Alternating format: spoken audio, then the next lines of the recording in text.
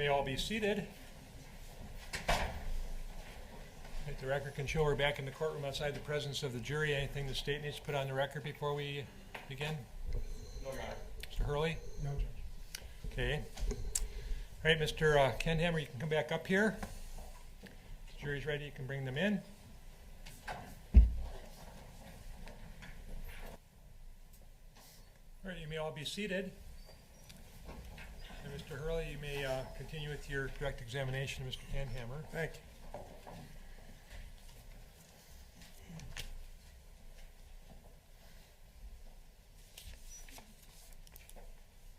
Mr. Kendhammer, I asked you a question this morning about the distance to Shufflebine Hill, and I don't know if I was specific enough, so let me just go back there.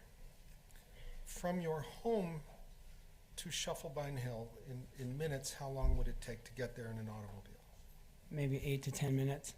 From County Highway M and Bergham Cooley Road, how long would it take to get to the bottom of Shufflebine Hill in an automobile?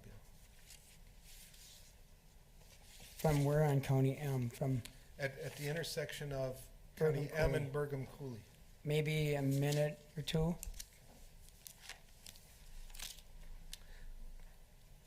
Back on September 16 of last year, did you know anyone who lived on Bergham Cooley Road? Yes, I did. Who did you know that lived on Bergham Cooley Road? I know Steve and Kathy Petronic and Ryan and Cassie Rothering. What's the last name? Rothering? Rothering?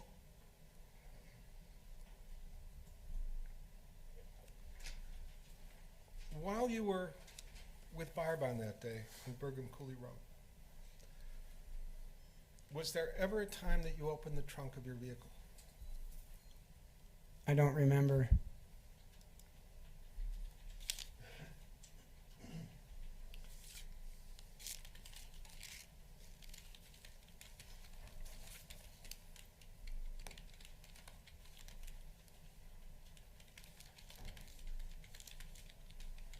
When you got to the hospital, eventually,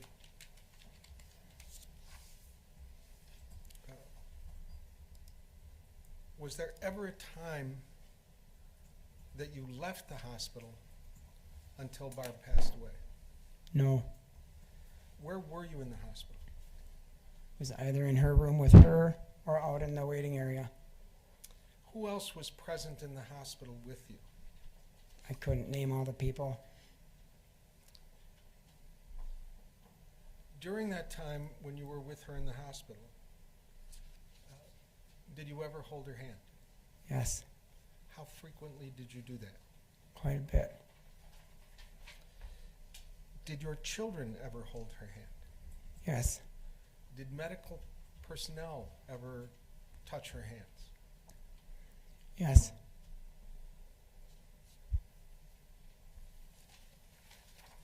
Why didn't you leave her side?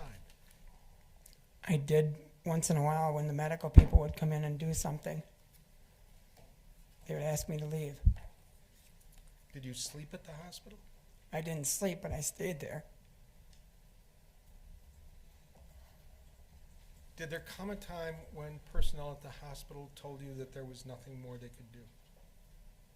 Yes, Who informed you of this? I don't recall the doctor's name. Do you recall what you were told? Not exactly. Did you ask for a second opinion? There was several specialists there at the time. And did you talk to them as well? I spoke to one of them. And do you recall what you were advised? I could not say exactly no. Did there come a time when you learned that her brain would not recover from the insult? Yes,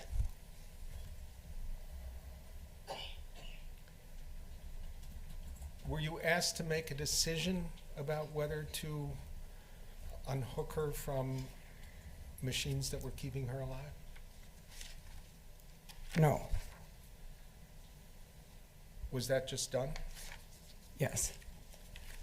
Did there come a time when, prior to that being done, you were given time to be with her? Yes. And in that time, what did you do? I just talked to her and held her hand and gave her a kiss. And When you talked to her, what did you say? I told her that I loved her too. And I'd always take care of her mom. You said, I love you too? Yes. Why did you say, I love you too? Because Barb and I knew each other so well that we didn't say I love you and I love you because we always said it together, so it was always a love you too. And whenever we'd text or something, that was always what it was. Did you go home that evening? No, I did not. Why didn't you go home? I didn't want to go home without Barb there. Where did you go? I went to my mom's house. Did you go home the next day? No, Where did you go? my mom's house again. On that first night you spent at your mom's house, did you sleep? No, On the next night at your mom's house, did you sleep? no,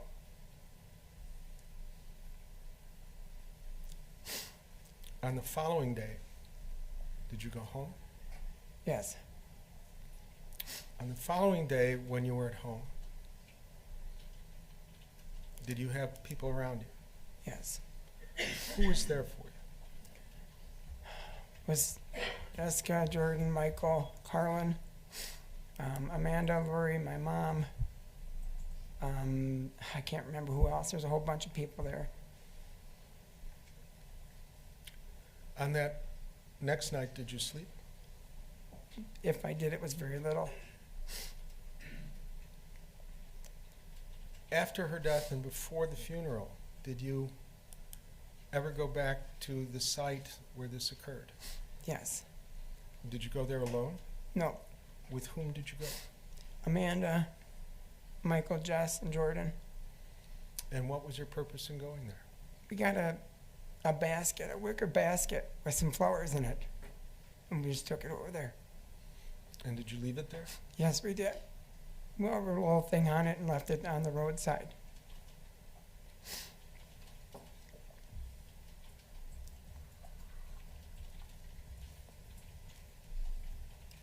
The funeral was to be held on Friday. Yes. On Thursday, how much sleep had you had? I don't know, not much.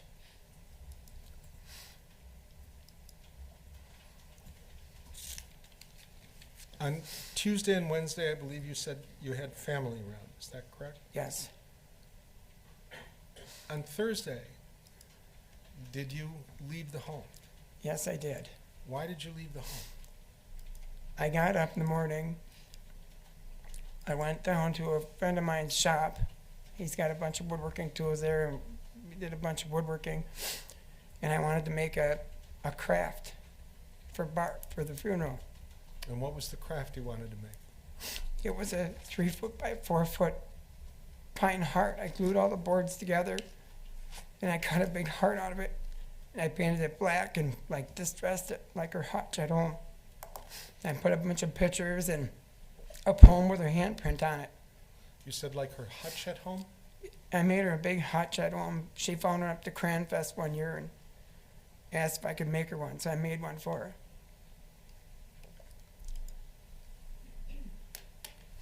And how far along were you on that project when you received the phone call? I don't remember. I'd been working on it for probably 3 hours.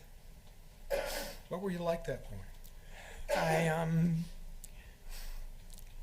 I couldn't tell you. I probably shouldn't have been running power tools. It was the first time I was alone. Were you crying? I cried a lot.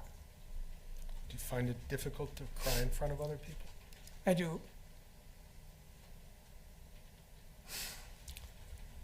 We all heard the recording of the phone conversation between you and Investigator Yaley. After you received his phone call, what did you do? I shut everything off, got in the car, and drove down there.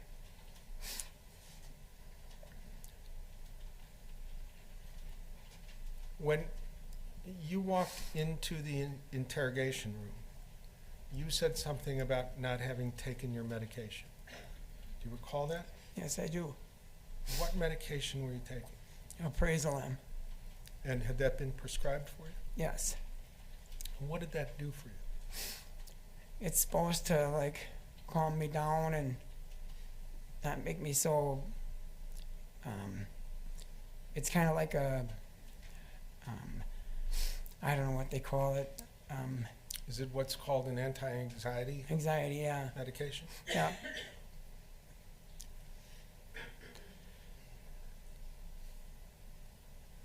And did you take that? Is that what you took after you entered the interrogation room? Yes. In the film that we saw of that, one could see your legs shaking. Do you Yes. recall that? Yes, I do. Is that something that was unique to that day? No, it's not. Can you explain to the jury Well- about that?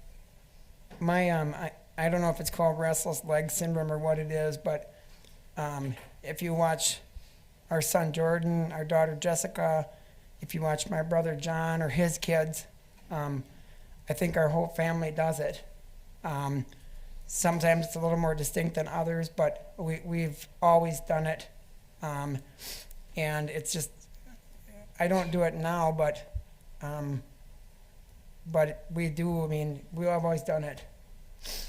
When you say don't do it now, are you on medication? Yes, I am. Have you been on medication since Barb's death? Yes, I have. And what is that medication?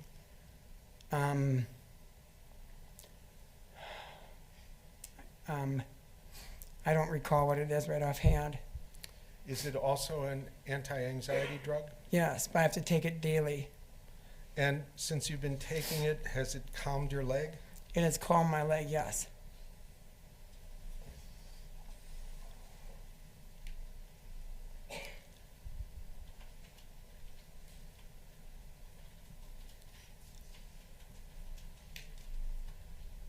During the interrogation of you, there came a point when you were asked about Barb's clothing on that day. Do you recall that? Yes, I do.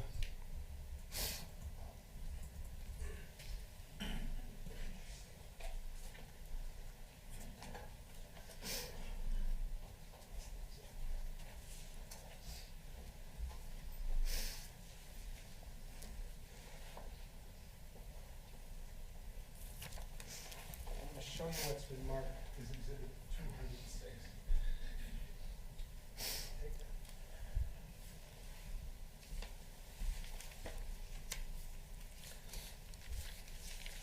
Do you want to take that up and hold it up and take a look at it?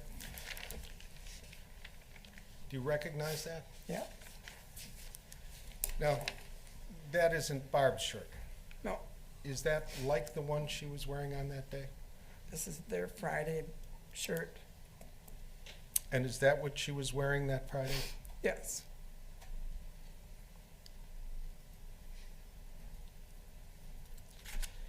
And when you were asked about that shirt, do you recall that you said, "Are you insinuating that I had something to do with Barb's death"? Do you recall that? I do recall that.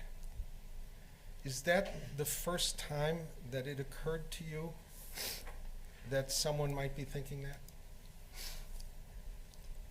It occurred to me, yes, but yes, it is the first time.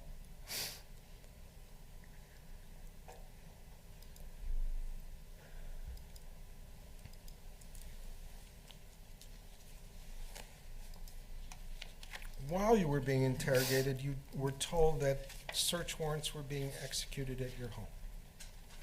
Yes.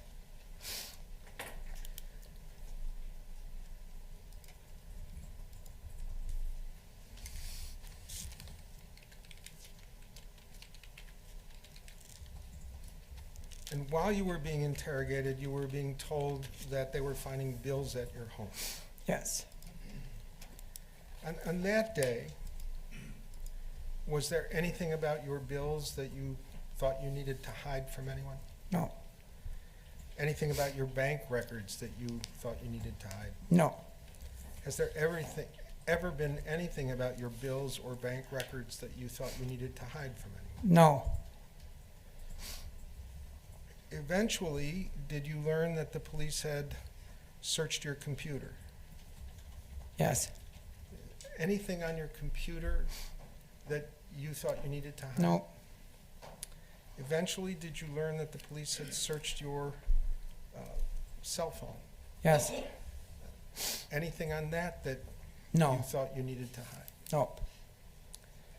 Eventually, you learned, or did you learn, that the police had searched Barbara's cell phone? Yes. Was there anything that you might have texted her that you thought you needed to hide? No.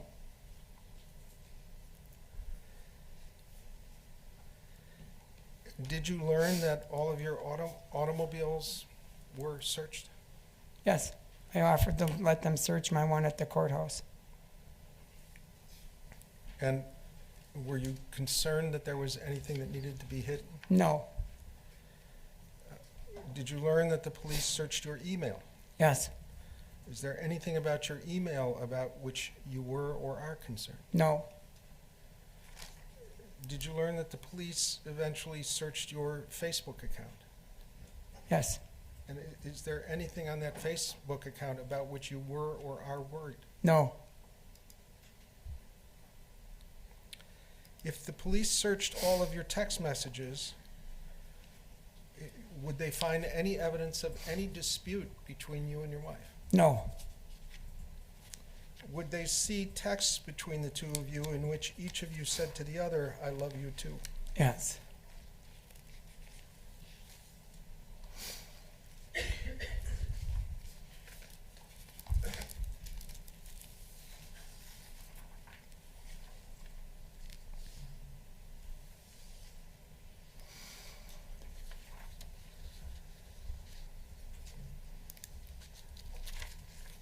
Mr. Kendhammer, I noticed on your left hand you wear a wedding ring. Yes. Is that yours and Barb's wedding ring? Yes.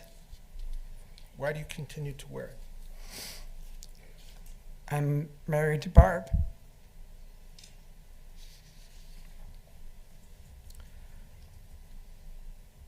After Barb passed away, there was organ donation.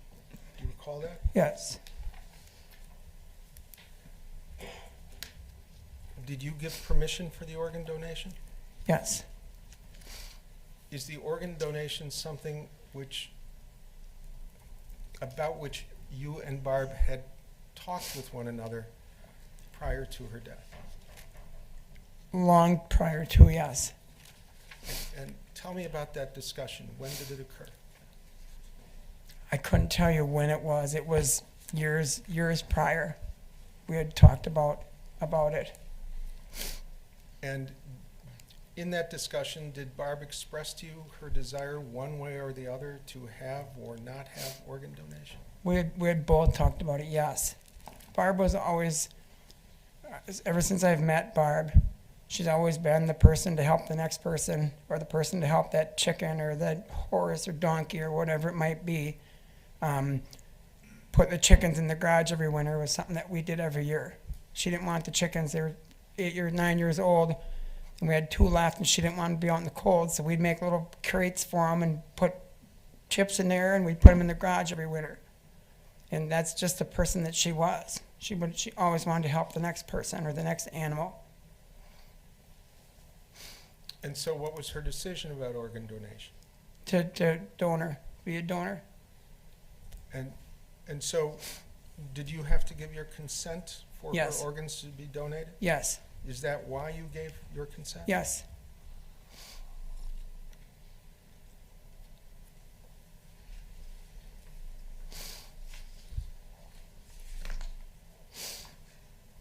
Did you love Barb? Yes. Did you love her on September 16 of last year? Yes, I still do. Did you ever do anything to physically hurt Barb? No, I never have ever done anything to my wife. Have you ever lost your temper with her? No, never ever lost my temper with Barb. I have no further questions. Thank you, Judge. Thank you, Mr. Hurley. Thank you. Your Honor, could I have just a 5-minute break before we start? You will. It's about 5 minutes. Might be a little longer if you need a little bit more time. Let the bailiffs know. You can recess for at least 5 minutes.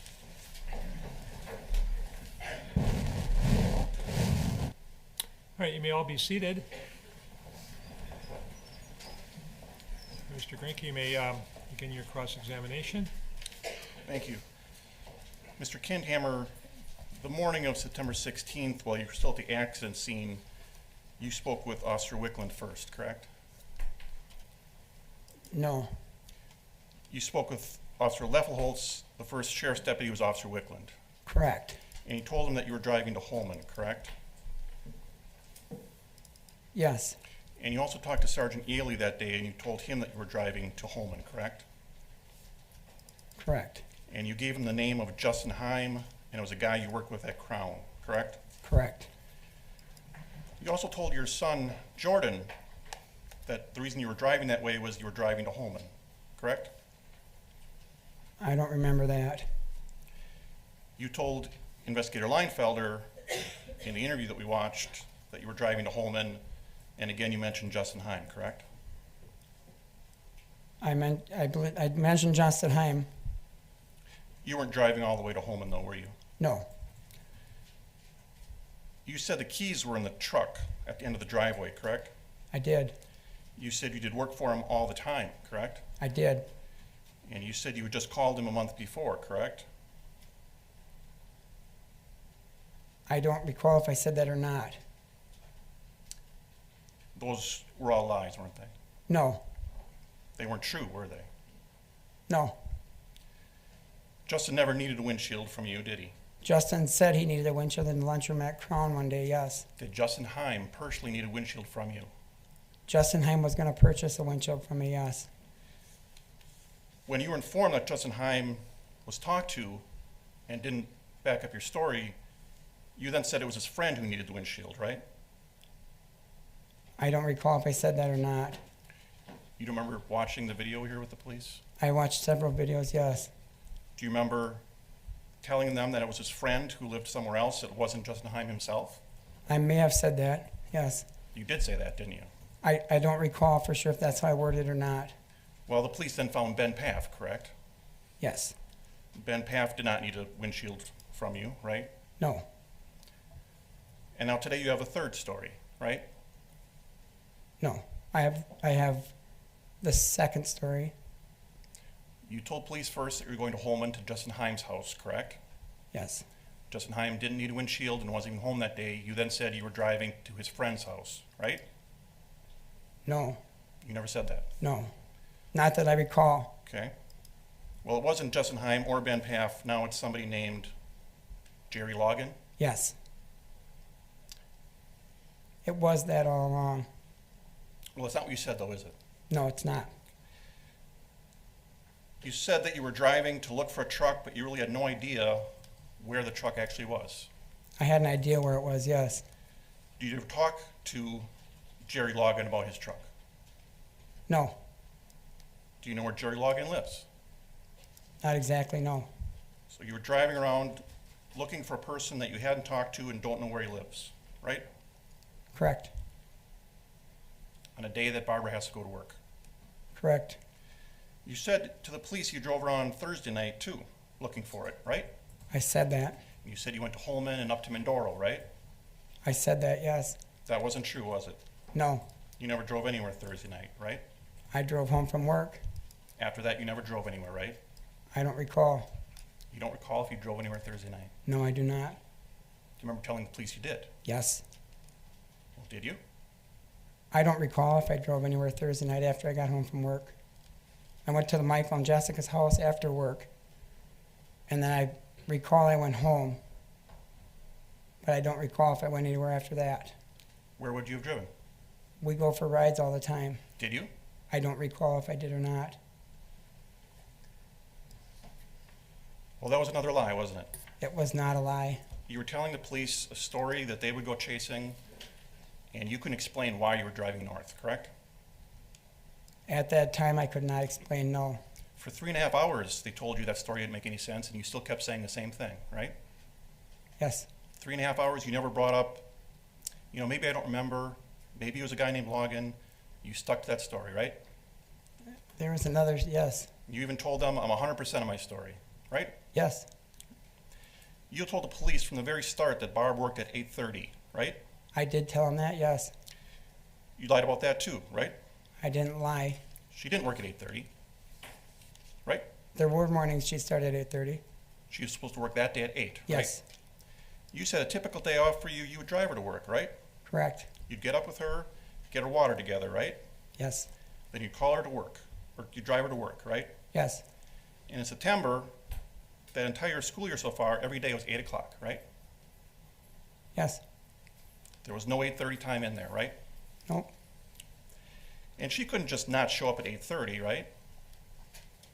She'd have to call. if she was going to be significantly late, yeah. Can you identify which day that falls she worked at 8:30? No, I can't recall. Well, there I don't aren't know. any, are there? There was days that she started late. Would you like to see her time records again? I don't need to, no. Well, just to make sure, let's.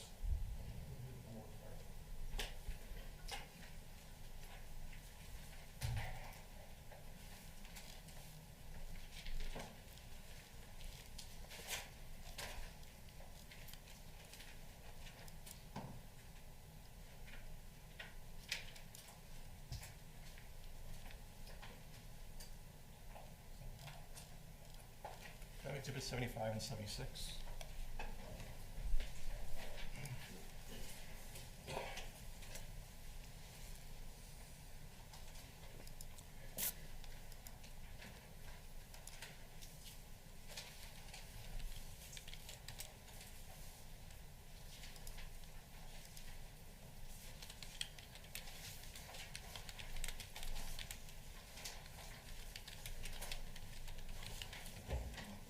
Kenny, I'm showing you exhibit 76.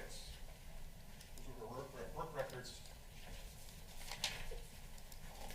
Apologize, Your Honor. 76 is her work records from that September. Can you show me a day in there where she worked at 8:30?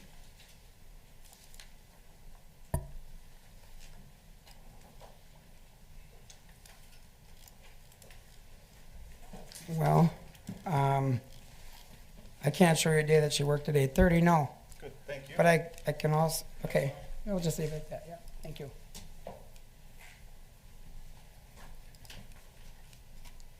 You know that her work called at 8:02. You heard that testimony, right? Yes, They knew she had to be work at 8, right? yes, Is it possible Barb just didn't know for the first time that year she had to work at 8:30 instead of 8? no, She knew she had to be there at 8, right? yeah, And at about 5 minutes to 8, the two of you were driving north on County M, right? correct, And she didn't call in to work, did she? no, She would have been late, and she knew it. yes. She wasn't able to call because she wasn't physically able to call, correct? She would have been able to call, yes. Well, you'd already heard her at that time, hadn't you? Nope, I did not hurt Barb, Her purse was all located in the back seat on the seat, correct? correct. She couldn't have called if she wanted to. She couldn't even reach her phone. She could have reached her phone, In the back seat? sure. Do you have a reason why she wouldn't call in when she knows she's got to work at 8 and there's no way she's going to make it by 8? I don't have a reason, That would be out of character for her, wouldn't it? yes, She was a punctual worker, yes, worked on time all the time. yes, If she was late, she'd call in. yes, On the day that she died, she didn't do the one thing that she always did. yes. You don't find that odd? I find a lot of things odd, yes. You have no explanation for that, though. I do not have an explanation for that, no. She worried a little bit about her mom's health, correct? Correct, She even wanted Joyce to move in with you, correct? correct, According to Barb's phone records, it looked like she called her mother almost every morning on the way to work. Is that right? almost every morning, yes, In September, for a couple of weeks straight there, it looked like she called on her way to work, but she talked for 5-10 minutes. correct, And it was about 7:45 every morning. Yes. You called Joyce that morning at 7:22 a.m., right? Yes. And the phone call lasted 50 seconds. Did you talk to her directly or leave a message? I talked to her directly. And if Miss Adams said she didn't get a call, she'd be wrong? Yes. That was a short phone call compared to normal, right? Yes. And even though Barb was a passenger in the vehicle, she didn't call her mom that morning, No. right? Nope, she didn't. Another thing that on the day she died, she didn't do that was normal, right? What's that? Call her mother, talk to 10 minutes. There's several mornings that I've called her mother instead of her. Okay.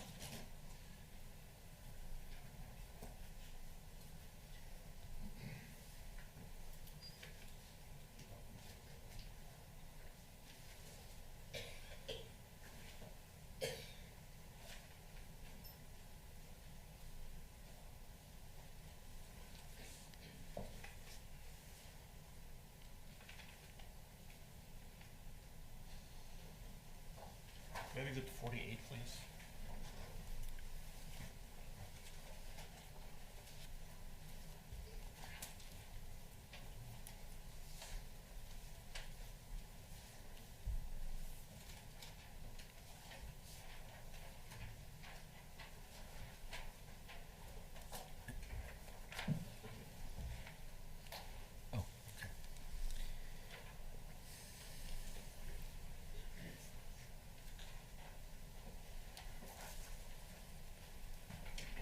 Mr. Kendhammer, Exhibit 48 was the chart of the phone calls that Barb made to her mother on the work days, the weekdays in September. Do you see that?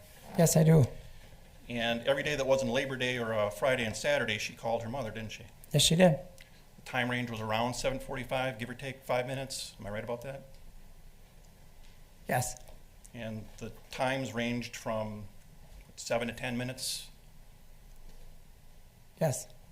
5 to 10 minutes. On Friday the 16th, she not only didn't call her mother at 7:45, she also didn't call work when she was going to be late. You have no explanation for that, do you? No, I do not. Did she always keep her purse in the back seat on the seat Usually, yes. with her phone in it so she couldn't reach it? I'm assuming so. I don't know where she had her phone all the time. Well, you gave her a ride every morning, you said, when you were home when she was working. Yes. When you gave her a ride, wasn't she having the phone with her, talking to her mom? No, not when I was with her. Usually she wouldn't have her phone with her. Would she keep it close to her? I don't know. I don't know where she kept her phone. Okay. You had talked about having no stress in your marriage. You were about to change work schedules on that Friday night, correct? Correct. When did you know about that change? Month before? 2 months before? Your son thought you had the weekend free, correct? Correct. Barb also thought you had the weekend free? No. Weren't you already in trouble at work for calling in sick too much? No. Can you have 5 points against you at work I had 4 points against me at work. for calling in sick? Yes. So you were getting in trouble for calling in sick to work? I would have got a verbal yes. Okay. Well, I just asked you. You were getting in trouble for calling in sick too much to work. I hadn't yet, no. Well, you're about to if you called in sick one more time. Yes, I was about to. Friday night, you were going to call in sick anyways Correct. and risk of warning. Yes. Instead of taking the free day that you could have had, right? Correct. She didn't like you working nights and weekends, did she? She didn't care for it, no. And now instead of camping, you were going to either work or have to call in sick and either miss camping or get one more point against you at work, right? Correct. And you said you switched shifts because you wanted to help a guy out. Is that right? Correct. Isn't it true that you had a problem with the guy on first shift? A lot of people have a problem with somebody on first shift. Were you one of the people that had a problem with the person on first shift? I have a problem with him, yes. And that's why you switched shifts. It was your idea, right? Part of it, yes. Okay. Well, you left that out in your direct exam. I want to be complete. Okay. When you said that you were going camping that weekend and you said you were going to use that money for camping. Remember that? Yes. Why did you need money for camping? We didn't. You said that you were going to use that money for camping. Yes. Okay. We would have used it. You said that Barb was the one responsible for bills. Yes. Did you have some unpaid bills in your vehicle? No. I had one, I'm sorry. It wasn't in my vehicle, I don't think, though. What was that one? Allied Electric. And how much did you owe Allied Electric? I think it was 4,000. Did you also have a conversation on Thursday by text message with Barbara about another unpaid bill? From Best Kept. Yes. Yep. And Barb sent you a photo of a note, and the text message said, "Nice!" exclamation points, right? Yes. And the bill was from January 16th, Yes. and this was September 15th, Yes. and the bill hadn't been paid. It had been paid. It was a cash pay. They forgot to mark it paid. Did the note to them say, "Todd, how about a little communication on why this is not getting paid"? Yes. Sounded like they weren't having ability to reach you. From They- January to September? What's that? From January to September? Yes. It's your position that that bill was already paid. Yes. You were flipping houses, and was there a problem with the last house you flipped selling on time? No. Did the cost more than you thought? No. Didn't you have to use some credit cards because you weren't paying the house on time? We did some work in the basement of it, is why we did.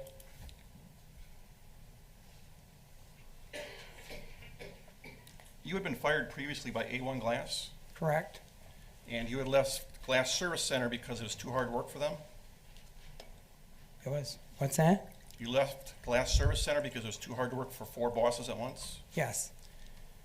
And you were in your own business, but you left because of business differences? Yes. Do things have to be your way? No. Were you concerned, or was Barb concerned that once again at Crown you're going to have to leave because you're having difficulties with people? No. That you're going to have to change your schedule because you're having difficulties with people? No. When the police noted scratches on your neck, you first said that that was from working with glass, correct? I said that, yes. You don't work with glass at Crown, do you? No. And you work with windshields, but that's not the same as working with broken glass, right? I assume when you install windshields, you're not getting scratched up from broken glass. It depends how bad it's broken. Well, were these scratches from glass? No. Not from glass doing at home. You said it was from working with glass. Correct, I said that. That was a lie. It wasn't a lie. It was not true. It was not true. The scratches were from her trying to get you off of her, weren't they? Nope. The two of you were fighting and she was scratching your neck. Nope. She was scratching your neck, her nail broke. Looks like a fight, doesn't it? No. Not at all? Well, it might look like it, but it wasn't. You said that you had to, in the police interview, you had to drag her out of the car. Do you remember that? I do remember that. You also said that she rolled out at first, but you put her back in. Do you remember that? Yes, I do. You said that the door kept closing. Do you remember that? Yes, I do. If you're standing between the passenger door and the car when it's open, you'd be facing Barbara on the seat. The door would be behind you, right? Beside me, yes. Wouldn't it just be easy to just keep the door on your back, hold it open, and attend to Barb? A lot of things would have been easy. Well, that would have been easy, right? I can't say that. Well, you could keep the door open pretty easily with your behind, right? Right? You could, yes.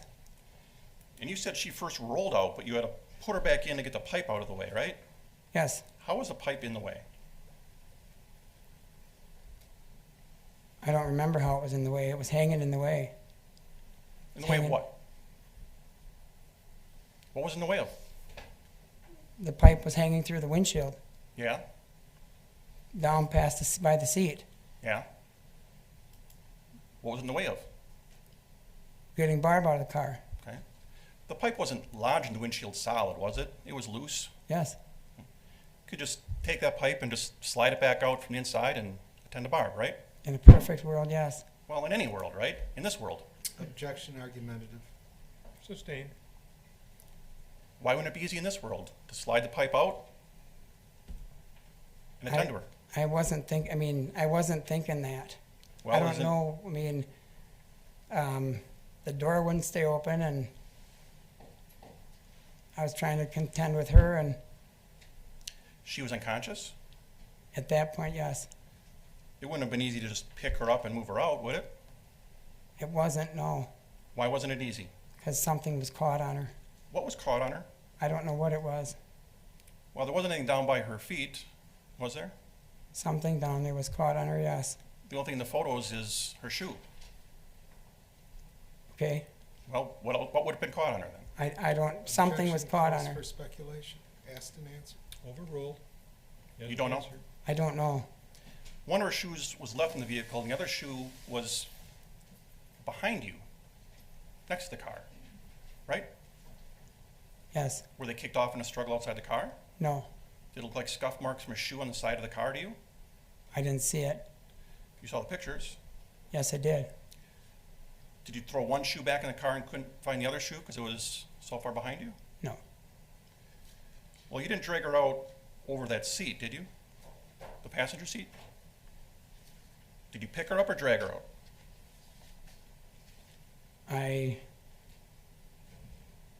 kind of pulled her out. Pulled her out? You saw the dirt on the side of the passenger seat, right? Yes, Didn't look disturbed, did it? no, Now, you said to the police that a pipe came off the truck. Do you remember that? I did say that, yes. You said it a number of times, didn't you? I did, yes. You actually said that you saw it as it came off the truck, right? I did one time, yes. You said it rolled off the truck, right? I thought so, yes. Now, today you said you didn't know what it was until after it hit the car, right? Yes, You thought it might be a bird at first? yep, Did you think a bird would come through the windshield?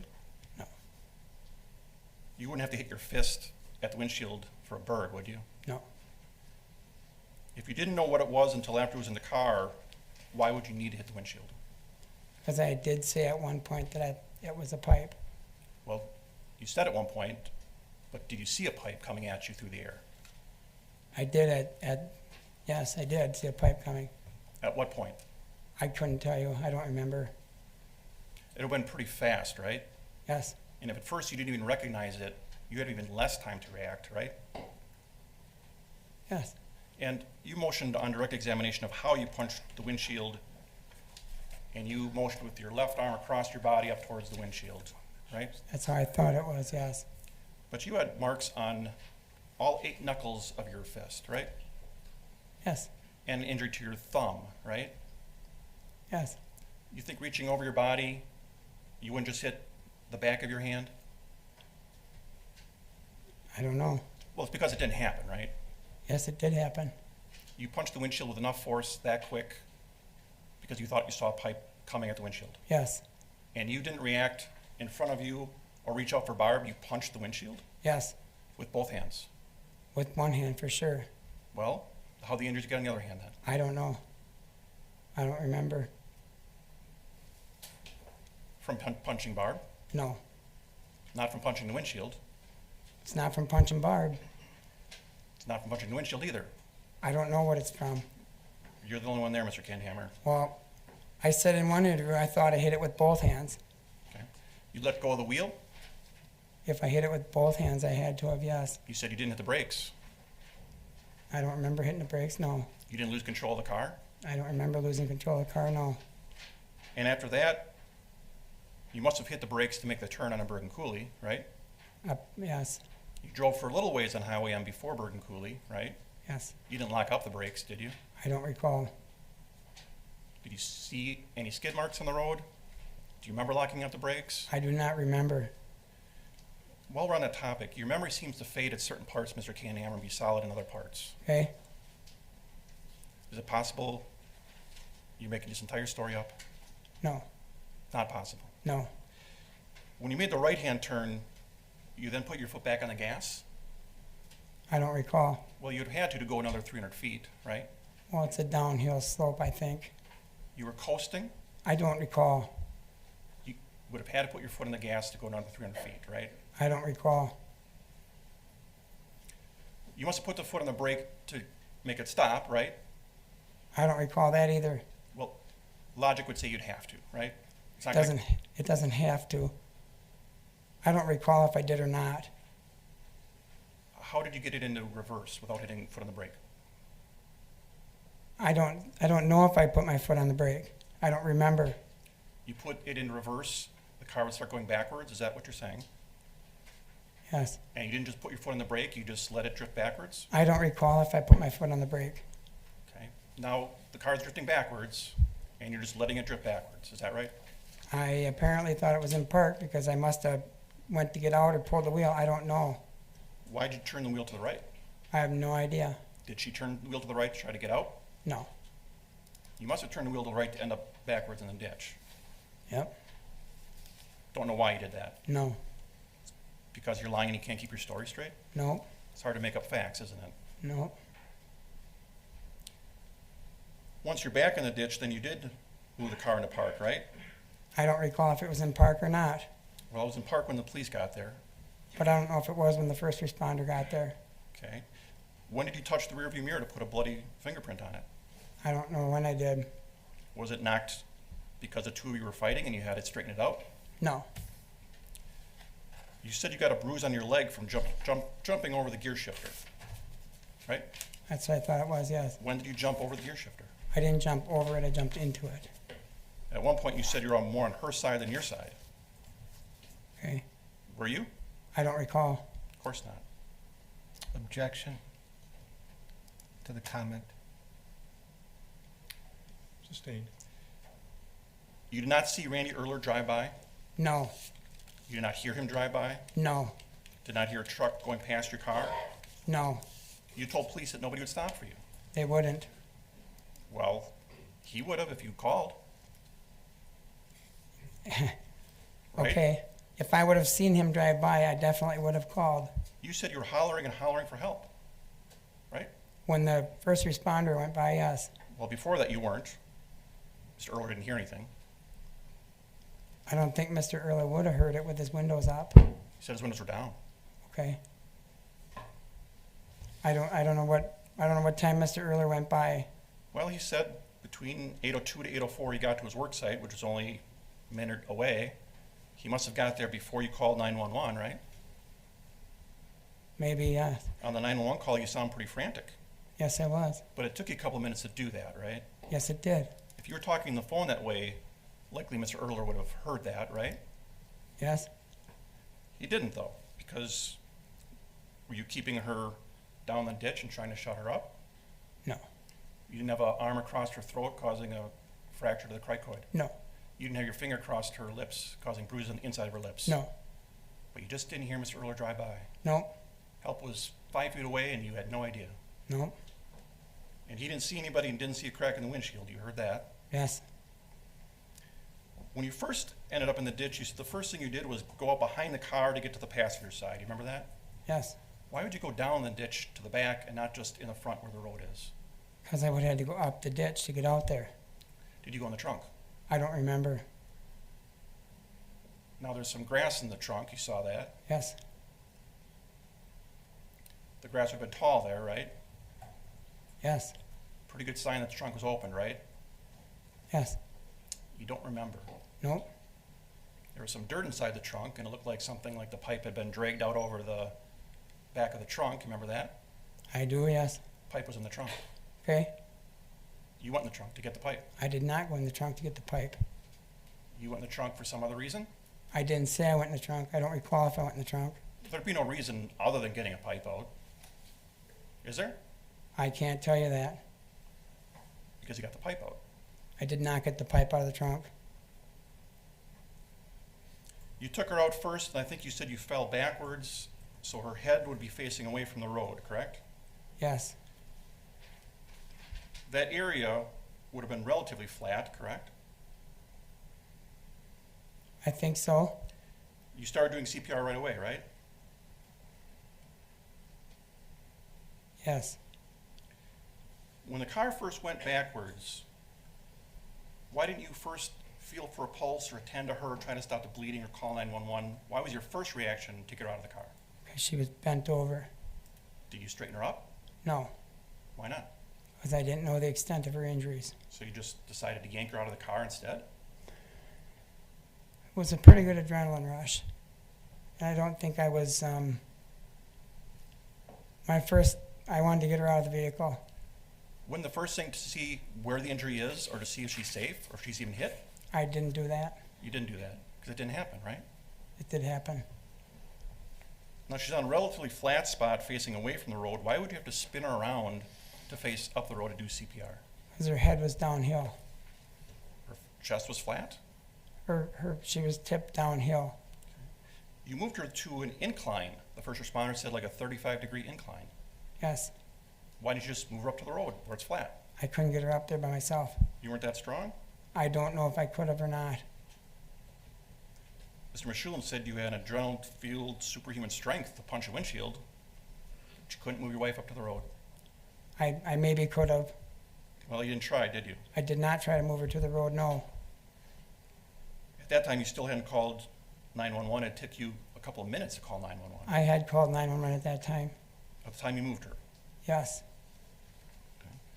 When you took the pipe out of the window, you threw it behind the car. There's no reason to do that, is there? I don't know. I don't know why it is.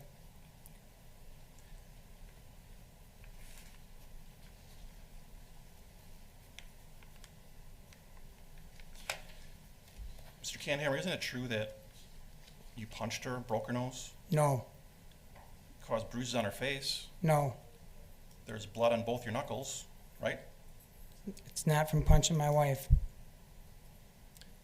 There's scratches on your neck, right? Yes, there was. She had a broken nail, right? Yes, she did.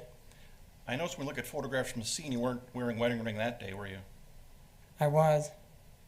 In the photographs from the scene, it wasn't on you. I took it off Why would you do that? because it was bleeding.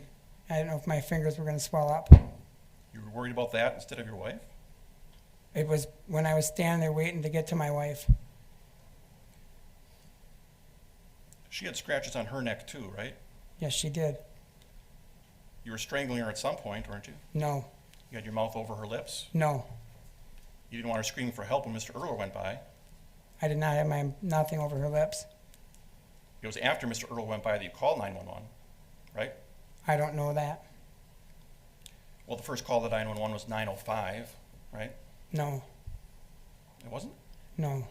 It's First call 8:05. 8:05, I'm 8:05 sorry. or something. 8:05. Mr. Earler said he went by at 8:02 to 8:04. And I don't know what time the first call was for sure. Okay. There was no blood in the passenger window, right? I don't know. You saw the pictures. I did see pictures, yes. There's no blood in the back of her seat, right? I don't we're on the back of the seat. Back of her seat? Yes, there was. I think there was blood on the back of her seat. Not on her headrest.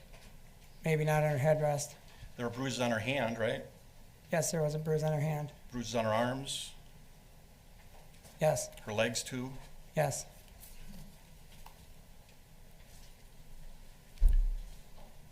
Did you break that mug on the windshield? Trying to break the windshield out? No, I did not. Is that why the mug was on the driver's side floor? No, Is that why the mug was broken? no. It's really hard to hit the window where it was hit from your seat as you're driving, isn't it? I don't know that. What do you mean, from the inside? Yes. Reaching over your body with your left hand and cocking your wrist and punching it upwards? I can't answer that. There was no glass or dirt in the mat pocket of the passenger door, right? Correct. There were a number of times where you tried to manipulate the police, didn't you? Explain, manipulate. Well, you were lying about her work schedule, right? No, You said a number of times she had to be to work at 8:30. You never said 8, no, even though you knew every other day she worked at 8. yes, Never once mentioned that, did you? no, You hoped they wouldn't check it out. no, I didn't. You were vague about where the pipe came in and what it did because it never happened that way, right? It did happen that way, to the best of my knowledge. You described a flatbed truck as a 2000 truck era, dark color, not white, pocket size, 8 inches to 2 feet.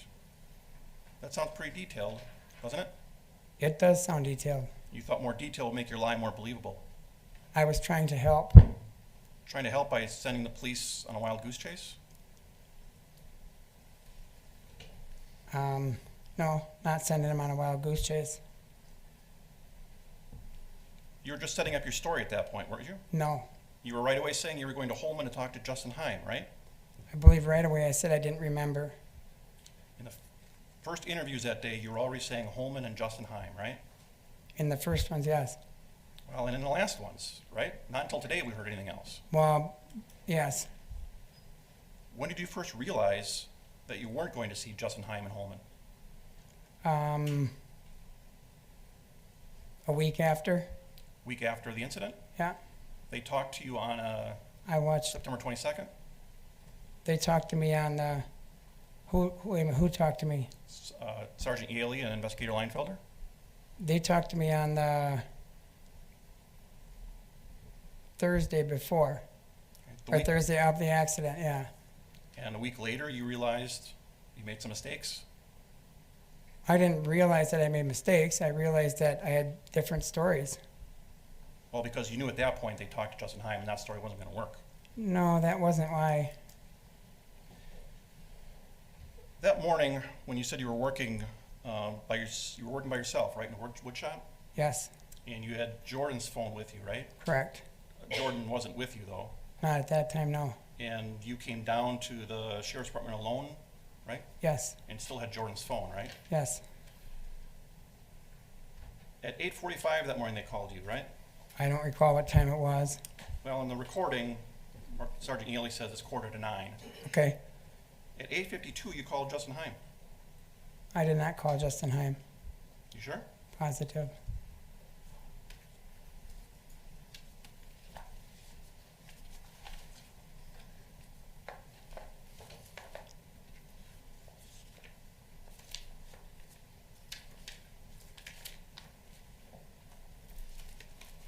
I'm, These are phone calls for Jordan's phone. That would be Justin Heim's phone number. Do I have a copy of this? You guys should have that. can I say something to add to that or not? There's no question right now. Okay. We don't have these records, do you? I can clarify when in a second. I'd like to see them before. I take a read of their admission. Yeah. I'd like to see them before I read of their admission. Well, that's all we need. That's all we have. That's the morning that he called Justin, get the report from Justin Heim.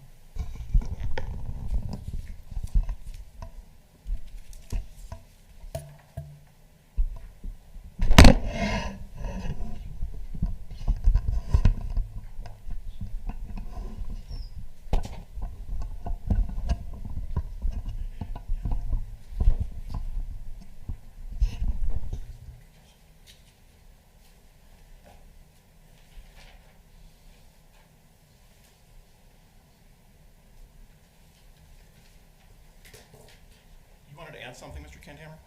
Oh, go ahead. Well, let's make sure we got the right number. Maybe I'm wrong. 790-5347. That's Jordan's phone, correct? Okay. So I'm handing you Exhibit 150.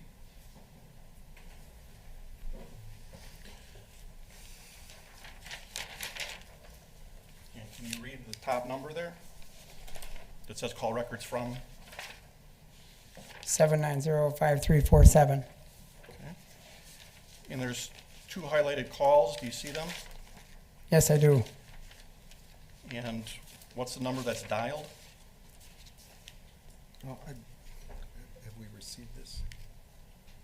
I object to reading from a document we've not received. You identify those as Jordan's cell phone number, right? Overruled. You're not asking for the omission of Exhibit 150. Object foundation. You identify them as Jordan's phone number. I understand, but I don't know where the document's from. Ladies and gentlemen, we'll take a short break here and we'll talk about the case. We'll probably be about up to 10 minutes.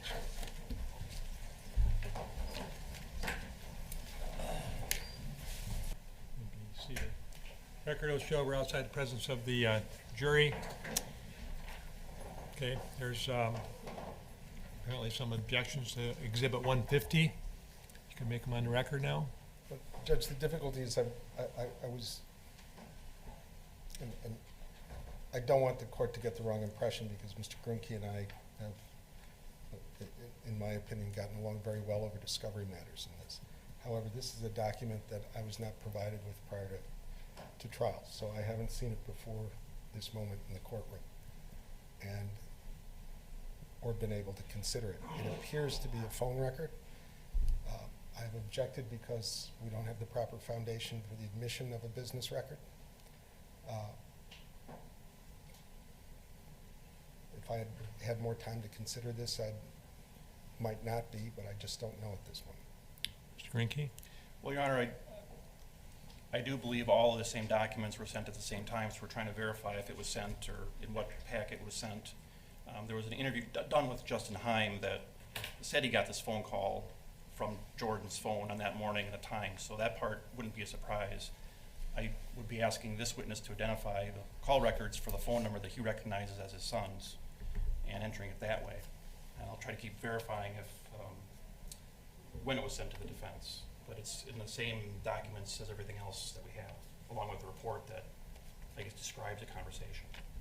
We, along with the records we were provided with either the search warrant or the subpoena that obtained those records. We don't have in our records a search warrant or subpoena for Jordan Kendhammer's phone records.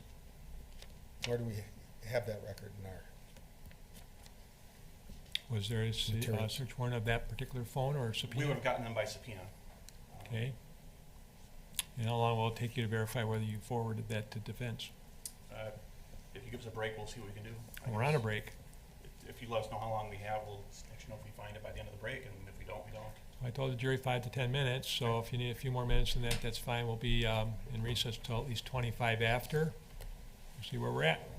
You can step down during the break. You let the jury know about when we may come back in. We'll be in recess. You may all be seated.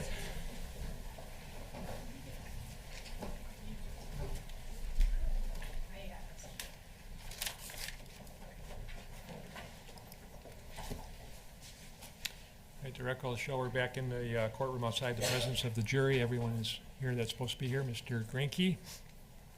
Yes, Your Honor. In the long time we had, we were not able to locate exactly when it was provided to the defense. To move things along, I won't move for its admission. Okay. All right. If the jury's ready, then you can bring the jury back in. All right, you may all be seated. All right, ladies and gentlemen, there was an objection and that's been resolved. So, Mr. Grinke, you can continue with your cross.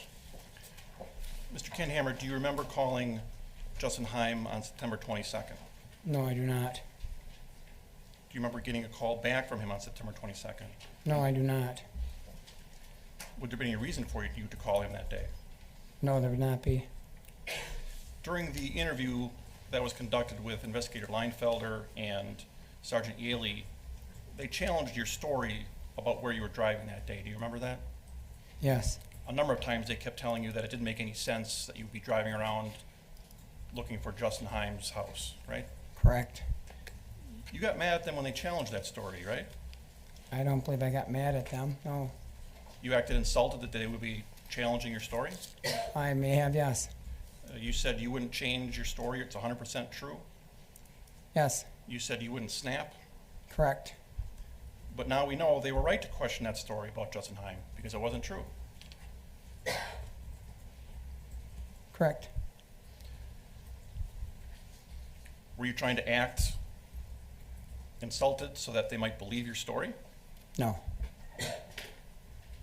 You didn't call them after the interview to say you remembered something else, or maybe that wasn't true, maybe now you know where you're going, nothing like that? no, You never acted confused or you couldn't remember where you were going. You seemed pretty adamant that that's exactly where you were going, right? I had, I think I gave, no, that was right for the, yes. Were you hoping they just wouldn't check up on things like Justin Heim or your wife's work schedule? No, You said you even went back to the scene a few times to try to remember before the police interview what happened. I didn't go back to remember. Didn't you tell the police that you were trying to go back so you can remember things? We went back to take a basket there. Even when the police pointed out to you that your story couldn't be true because he talked to Justin Heim, you still didn't remember where you had been driving that morning. Correct. And today you say that you were trying to find the house of Mr. Logan. Correct. How did you know it was a blue truck? I've seen him pull the race car with that truck before. Have you spoken to him personally about his windshield? I have not. Would he know that you were coming that day to look? No, he would not have. How would you have taken his truck and driven it back to your house if he didn't even know you were coming? I would have knocked on his door. Well, you said you would just take it because the keys were in it, right? I did say that, yes. You had negotiated a price though, right? No, And you said he would just come to your house to pick it back up and leave money on your deck. that's how I've done windshields before. He wouldn't have known that, right? No, And you said numerous times it was somebody that you've dealt with before and had done work for him before. correct. Have you done work for Mr. Logan before? No,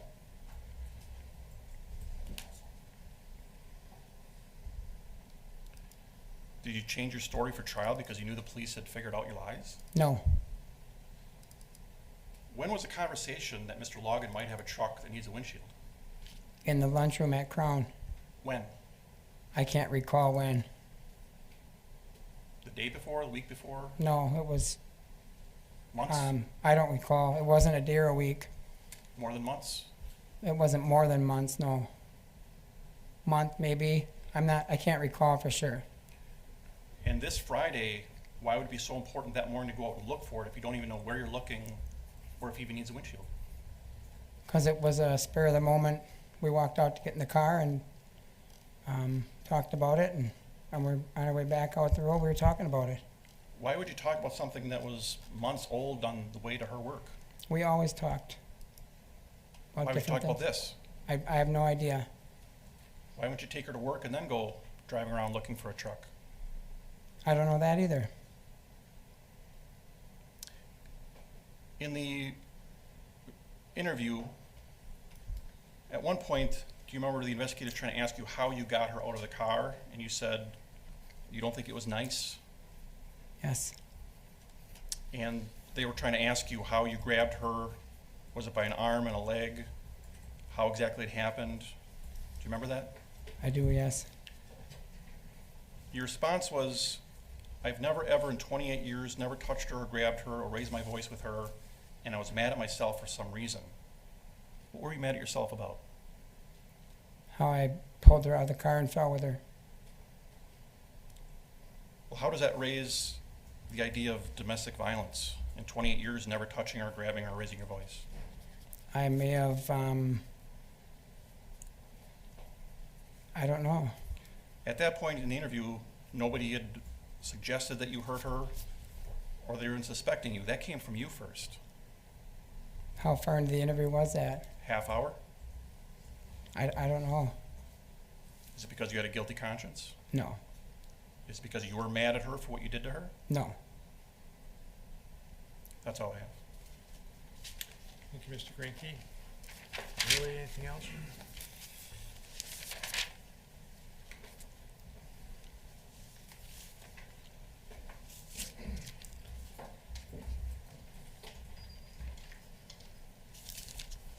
Mr. Kendhammer, do you recall Mr. Grunke asking you, I think he said that you spoke with Officer Wickland first, Correct, yes. and you said no. Yes. Is that correct? Yes, it is. With whom did you speak first? The first responder. You were asked questions about your various interviews and where you were going that day. Correct. You recall that? Yes. And do you recall listening to those recordings in the courtroom? I do, yes. And there were many places that you said that day. Yes. Did you say Shufflebine Hill among them? Yes, I did. And is that in fact where you were headed that day? Yes, it is.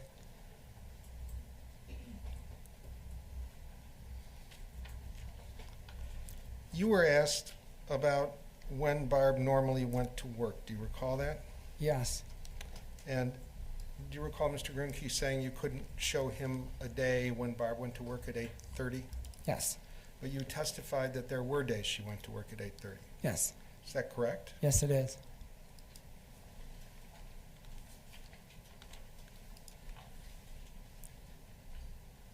If you had, well, I'll withdraw.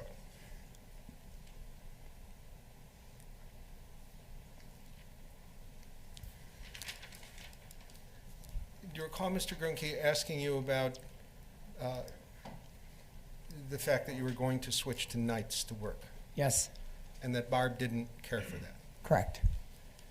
Was the decision to switch to nights to work one made in consultation with Barb? Yes, And as far as you knew, did she approve of that? yes,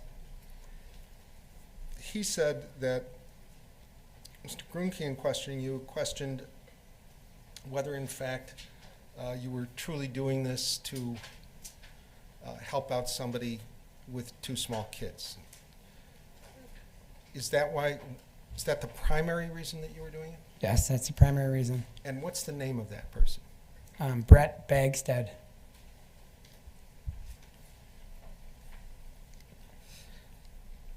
You were asked about an Allied Electric bill, is that correct? Correct. You said you had an outstanding bill of $4,000, did I understand that correctly? Yes, And what was that for? it was for some work that was, when we accepted an offer on the home, we had to do some work in the basement. They wanted some stuff finished off.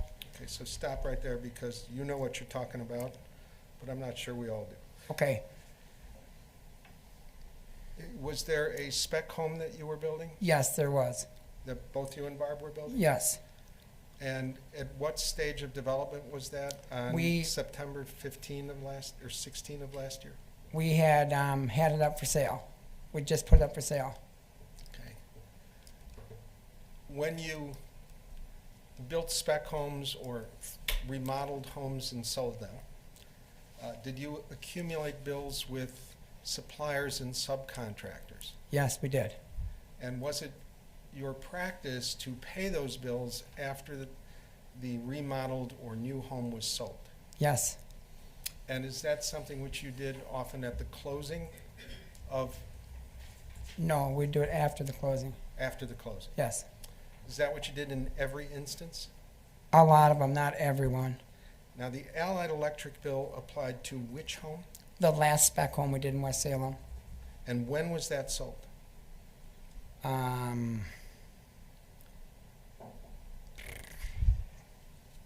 I can't recall. I can find out.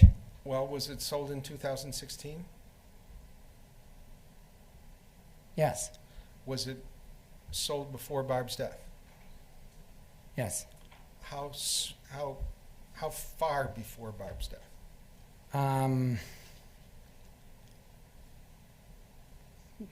2 or 3 weeks. And was the Allied Electric bill one that just had not yet been paid from the closing proceeds? Right. And when you got the closing proceeds, was it paid? It was not. But what, was it eventually paid? It was not yet, no. It would have been, And why was it not? because I took some of the money from that to get some of Barb's stuff taken care of. When you say Barb's stuff, do you mean the funeral arrangements? Yes, You were questioned about a best-kept bill. yes. What is best-kept? It's a portable outhouse thing. Porta potty, portable things. And what was this a bill from? He would bring a porta potty to the spec homes. When you were working on them? Yes. And this was the bill for having done that? It was a bill from the previous one, yes. And there was at some point in the questioning that you said this was a bill that had in fact been paid. Yes. Can you explain to the jury what that was about? Well, Chuck and Wendy Kaiser. Wendy Kaiser works in the kitchen at the high school in West Salem, and that's Chuck's wife. And then they've got a kid that's working in the business that's still like getting involved in their portable business. So we would always work out a deal with Chuck that he would drop an outhouse off for us, and then we'd just pay him cash through Wendy for the outhouse. So we didn't run it through no bills or nothing. Well, this one got ran through a bill, an actual bill mailed, and it was paid cash through Wendy. So it got mixed up coming through, and that's where the mix-up was with it. And was that straightened out? Yes, it was. And had you in fact paid the bill? Yes, it was. You were asked about the scratches on your neck and a comment I believe which you made to Officer Amundsen, who was taking pictures of them. Do you recall this questioning? Yes. And do you recall Officer Amundsen testifying that you attributed them to working with glass? Yes. Now, at the time that Officer Amundsen took those photographs, had you seen the scratches on your neck? No.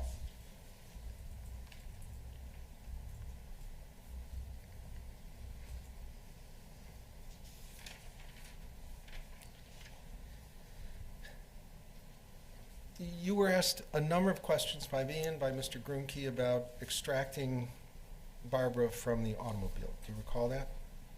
Yes. Do you recall being asked about which direction you walked around the car? Yes. Do you recall being asked about why you chose that direction? Yes. Did you choose a direction? I didn't choose any direction. I reacted. And Is what I did. you were asked a lot of questions about why you did certain things at the scene of the accident. Were you reasoning things through in those seconds and minutes? No. What were you doing? Reacting. And why were you reacting? What were you trying to accomplish? I was trying to help my wife.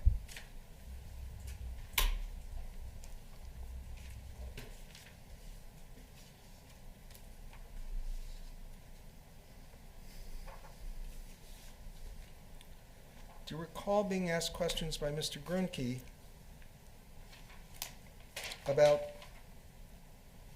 whether any dirt that was in the car had been disturbed when you helped Barbara get out of the car? Yes, I do.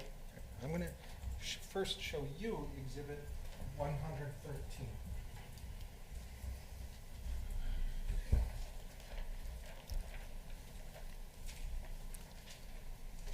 And before I put it up on the screen, I want you to take a good look at it while it's in your hands.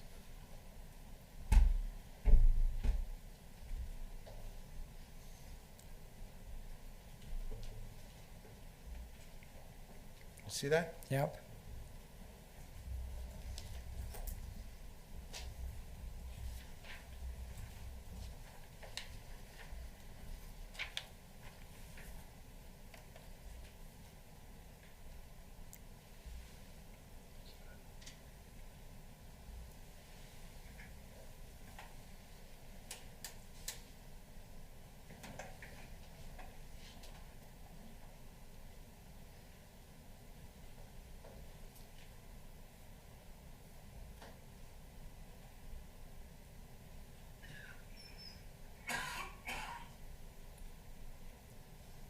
Do you see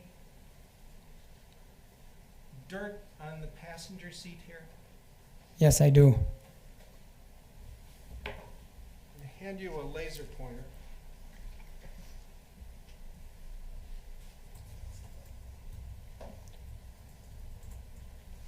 Can you point out where you see the dirt? When you look at that, did it appear to you to be undisturbed or rubbed in? Objection, meeting. Sustained. Did it appear to you to be disturbed or undisturbed? I couldn't tell.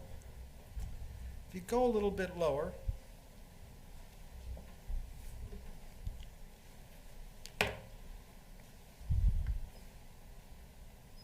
at this part, you see there? Yes, I do. And you see kind of a smudge around here as well? Yes.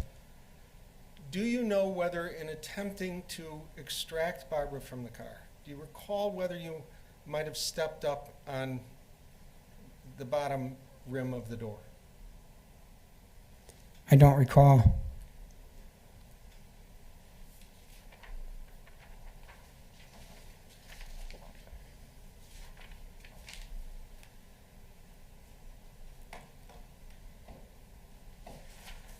When you were administering CPR to Barb, where were you looking? At Barb's head. Were you looking at the road? No, Were you looking for headlights? no, Were you shouting out at that time? I don't remember.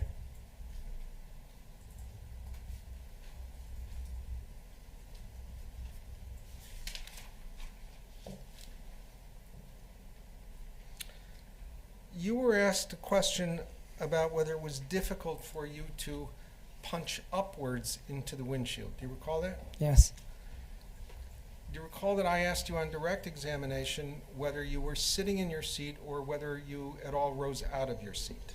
correct. And do you recall your answer? I do not. Do you recall whether you remember whether you were sitting or whether you might have risen out of your seat? I don't remember. When you punched the windshield, do you know whether you did it in an upward punch, whether you were out of your seat and did it straight across, or significantly out of your seat and did it in a downward motion? I don't know.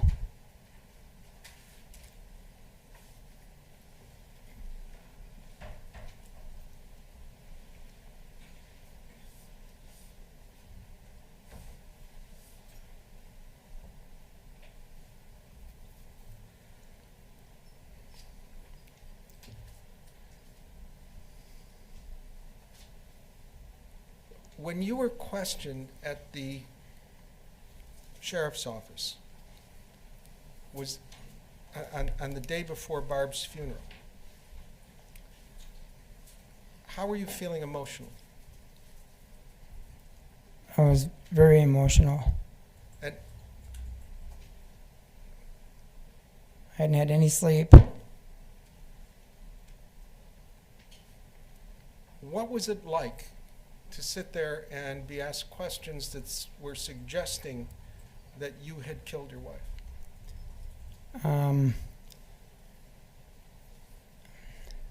I honestly left there and was thinking about my wife. I don't think it sunk into me right there. I mean, it did several times, but when I left there, my goal was Barb again. And here in court today, when you were asked repeatedly whether and how you struck Barb, how does that feel? It hurts. Did you ever strike Barbara Kendhammer? No. And when you said you were mad at yourself at the time you extracted her from the car, why were you mad? Because something was caught holding her in the car. And I tried to first take her out nice, and I had to grab around her somehow. I don't remember how exactly, but I had to pull her. I pulled her out of the car. And when I did, we fell. And were you concerned about whether you had injured her even more? More, yes.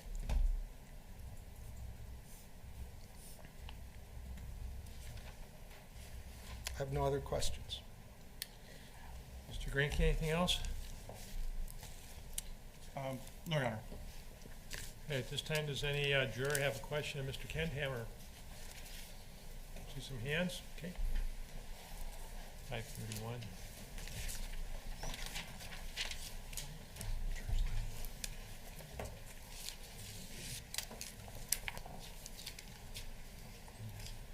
Are you going to need the Elmo?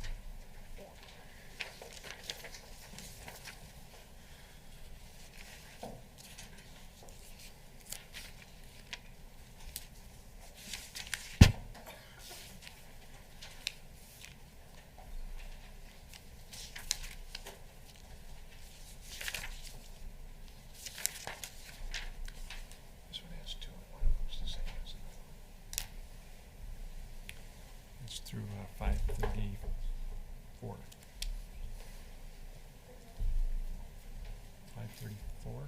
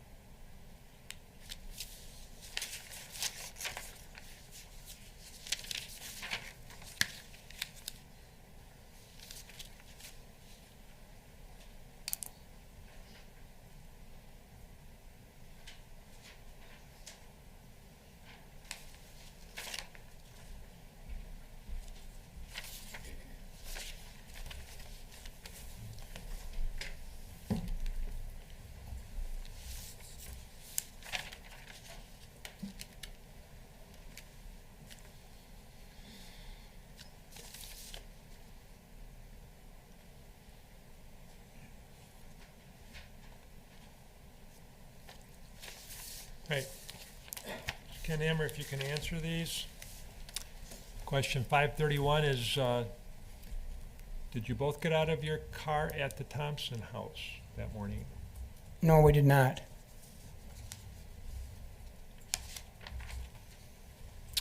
Right, 534 is, after you took Barb out of the car, did the passenger door stay open or did it close? The passenger door stayed open. Second part of that one, which is the same as 532, is why did you drive 300 feet on Bergen Cooley Road, or why did you go 600 feet before stopping? All I can say to that is it was a reaction. I honestly don't know why I didn't stop immediately. I don't know why I didn't stop immediately. It was a reaction is all I can say. One more? One more? Counsel?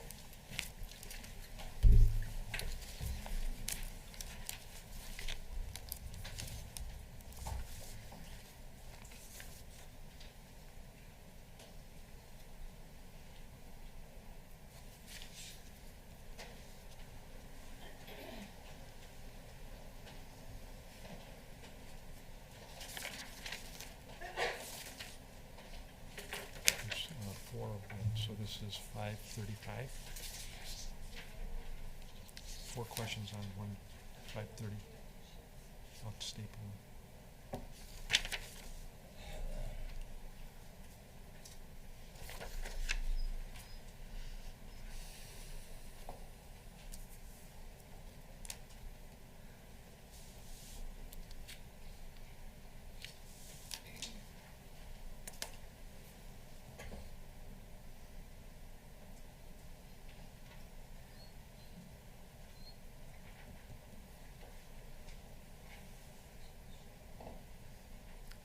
That's all one exhibit.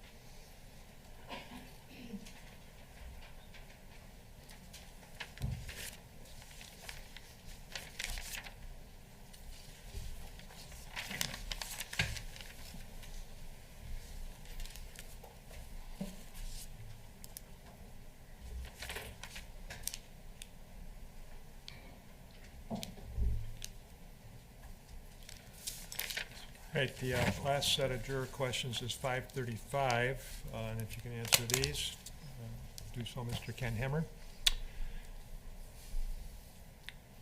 Okay, is the call-in policy at Crown to call into the supervisor directly, and if not, what was the call-in policy? They have a call line that they just put in maybe 3 years ago that you can call into, but the supervisors would prefer you to call to them. So if they want to cover you, like if certain areas they won't cover you for because they'll pull someone else from the plant to fill your position. So they would prefer that you call, it's called the two-piece office. And that's where they'd like you to call so they get a hold of one of the supervisors right away in case they don't listen to the messages to hear that you're not coming in. Okay. When working at Crown, does the company allow you to schedule rest or lunch breaks whenever you desire? Yes. Crown is being that it runs 24 hours a day, there's 2 supervisors there usually during the day and 1 at night. And there's 2 people that run each decorator. There's 2 people in the spray machines. There's 2 to 4 GLs. And as long as both people aren't gone at the same time from a specific job, yes, you can take your breaks when you want to.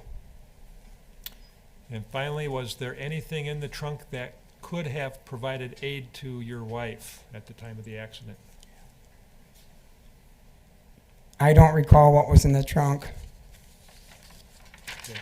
Again, ladies and gentlemen, don't take any heed of questions I did not ask. What I'll do is have you step out right now for a short break, and about 10 minutes or so, about 10 after, I'll make it, and we'll see where we go from there.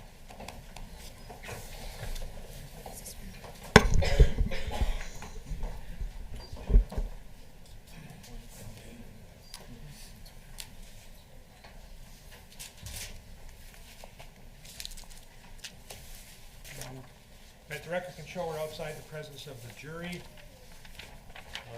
May all be seated.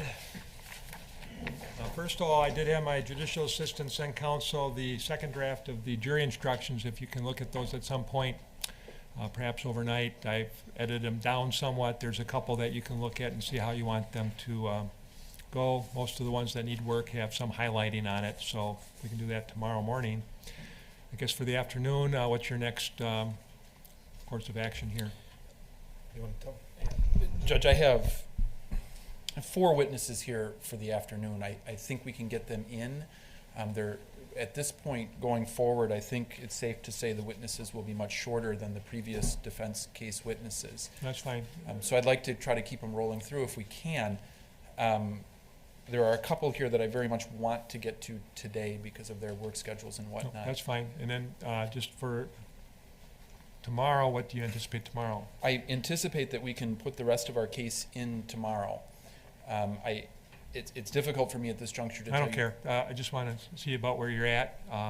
There's some planning that needs to be done. My thought is I can get the rest of our case, and I'm doing the majority of the rest of the case. And I think, and perhaps optimistically, we can do it by mid-afternoon, which I would hope would give Mr. Grinke time for any rebuttal that he may have, although I can't speak as to how much he has. And then my hope is we would do closings on Thursday morning. That's sort of my... That's fine. You anticipate rebuttal of some sort? I think at this point, some very short. Doesn't matter how long it is, I just want to have an idea. Okay. Thinking of getting it done tomorrow.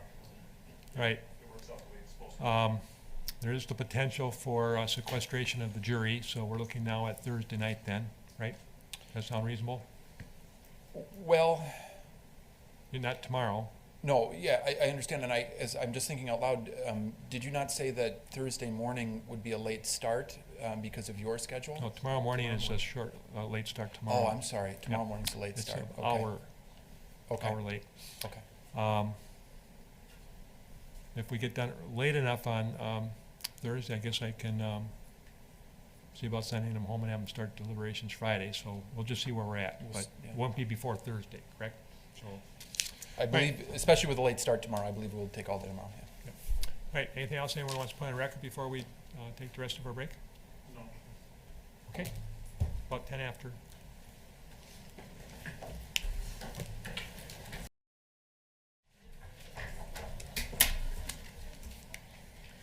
The record can show that we're back in the courtroom outside the presence of the jury. Are we ready to go? Yes. Okay, the jury's ready, bring them in.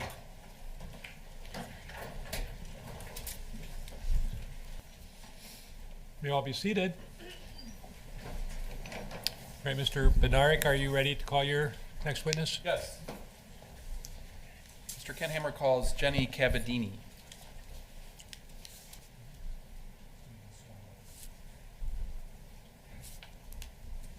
Under penalties of perjury, do you solemnly, sincerely, and truly declare and affirm that the testimony you're about to give in this matter shall be the truth, the whole truth, and nothing but the truth?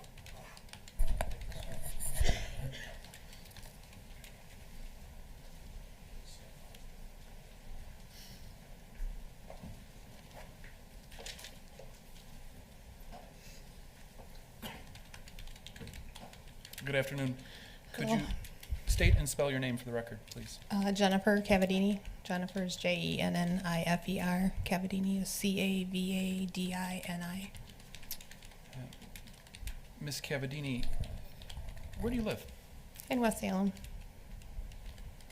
Have you lived there your whole life? Yes, I have. Do you know the man to my left, Todd Kendhammer? Yes.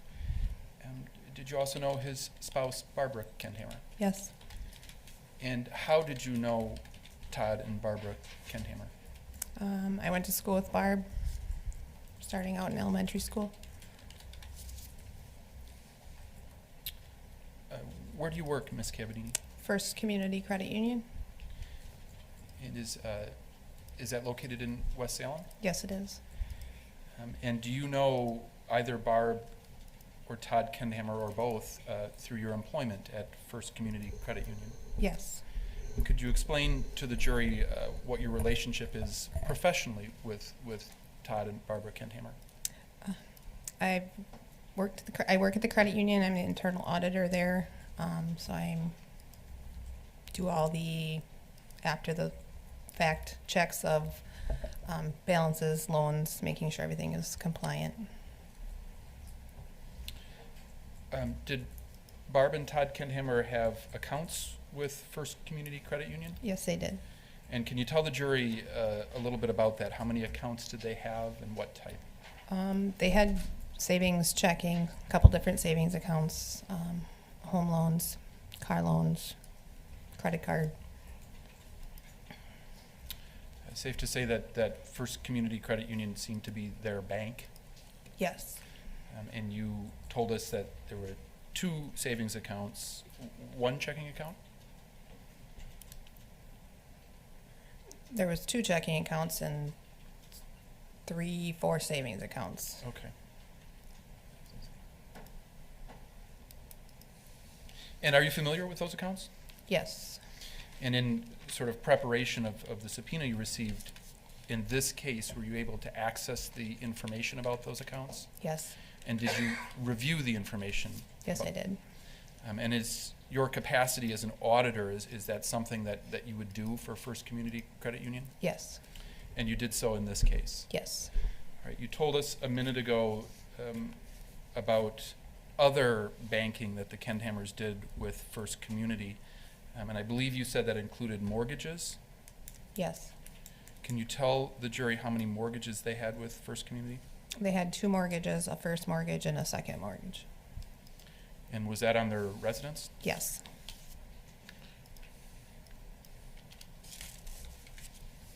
They also have any credit cards with First Community Credit Union? Yes, they had 1 credit card. Okay. The checking accounts that you referenced earlier, do you know how long those checking accounts were in existence? Since the early 2000s, 2002-ish. To the best of your knowledge, at any point since the early 2000s, were there any checks that were identified as not sufficient funds? In other words, bounced checks? No. fair to say that they had accounts, at least a checking account, with your bank for roughly 16 years at the time of Barbara's death? Yes. You told the jury a minute ago that there were 2 checking accounts. Would your opinion be the same for each? In other words, that there were no insufficient funds checks on either account? That is correct. Do you have any idea what the sort of average balances were for those checking accounts, if you can say? A few hundred to a few thousand, depending on the time of year or the month. And with respect to the 3 to 4 savings accounts, do you have an opinion or an idea about roughly what the balances were over time on the savings accounts? I think they'd be about the same, anywhere from 500 to a couple thousand.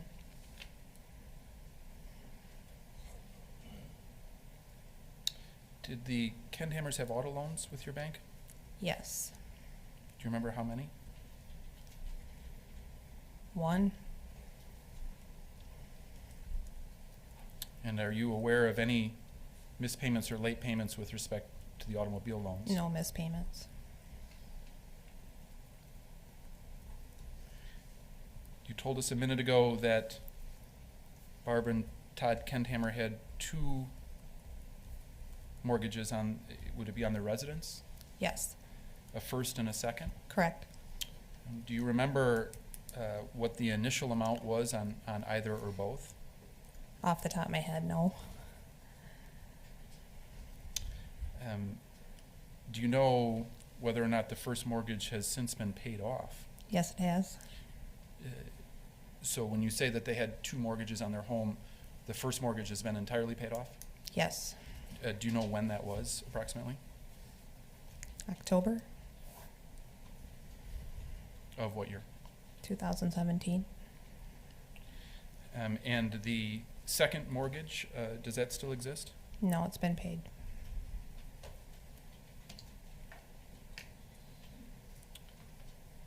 Do you have any idea if those were rolled over into a different financial institution, or would you not know?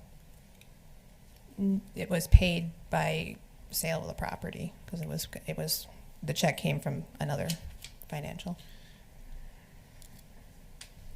Prior to the sale of the property that satisfied those liens,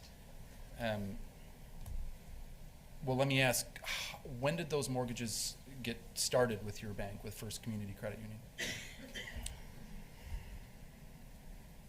Several years ago, like 4 or 5 years ago. Do you know if there was any late payments or missed payments with either or both? No, there wasn't.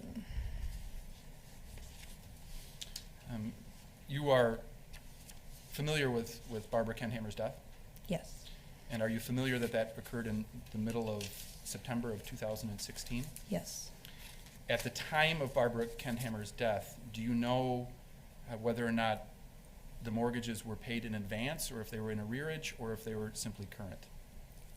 One was paid ahead and one was current. And when you say one was paid ahead, do you know how far ahead it was paid? It was paid ahead at least 6 months to a year.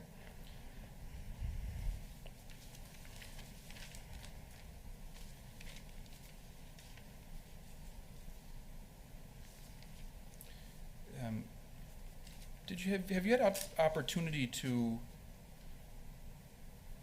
we'll strike that, the customers, Barb and Todd Kendhammer, were you ever able to run what their credit score was? Yes. Do you know when you did that? I recall one being run in 2013, I believe. And do you remember generally what their credit scores were? 760s. What does that mean? Is that good, moderate? That's good.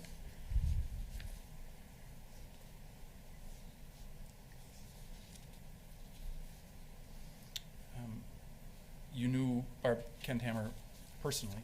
Yes. Do you consider her to be an organized person? Yes, very. I don't have any other questions. Thank you. Thank you. See, there's no questions. There's no questions. Does any juror have a question, Ms. Cavadini? I don't see any hands. Right, Ms. Cavadini may step down. Does anyone wish her to remain subject to subpoena? No. Okay, you're excused. Have a good day.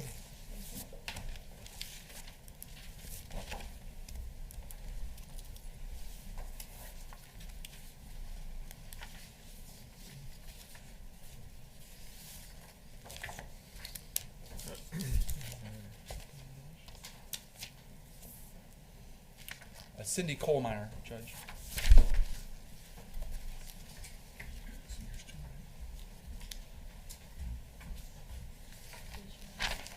Under penalties of perjury, do you solemnly, sincerely, and truly declare and affirm that the testimony about to give in this matter shall be the truth, the whole truth, and nothing but the truth? I do. Okay.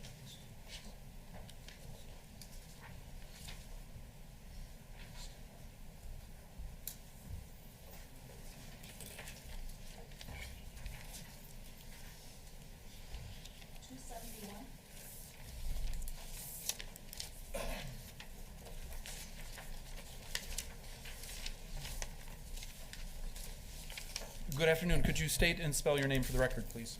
Sure, it's Cindy Kohlmeyer Springborn, Kohlmeier Springborn. How should I refer to you? Cindy is fine. Can I call you Ms. Sure. Kohlmeyer? That would be fine. I just didn't know if I should hyphenate the last name. Either one is fine. Ms. Kohlmeyer, where do you live? I live in West Salem. Lived there a long time? Probably about 17 years. Do you know the man to my left, Todd Kendhammer? I don't, no. Do you know his spouse, Barbara Kendhammer? Not personally. I had met her, in passing and seen her at different events in the community, but not personally, no.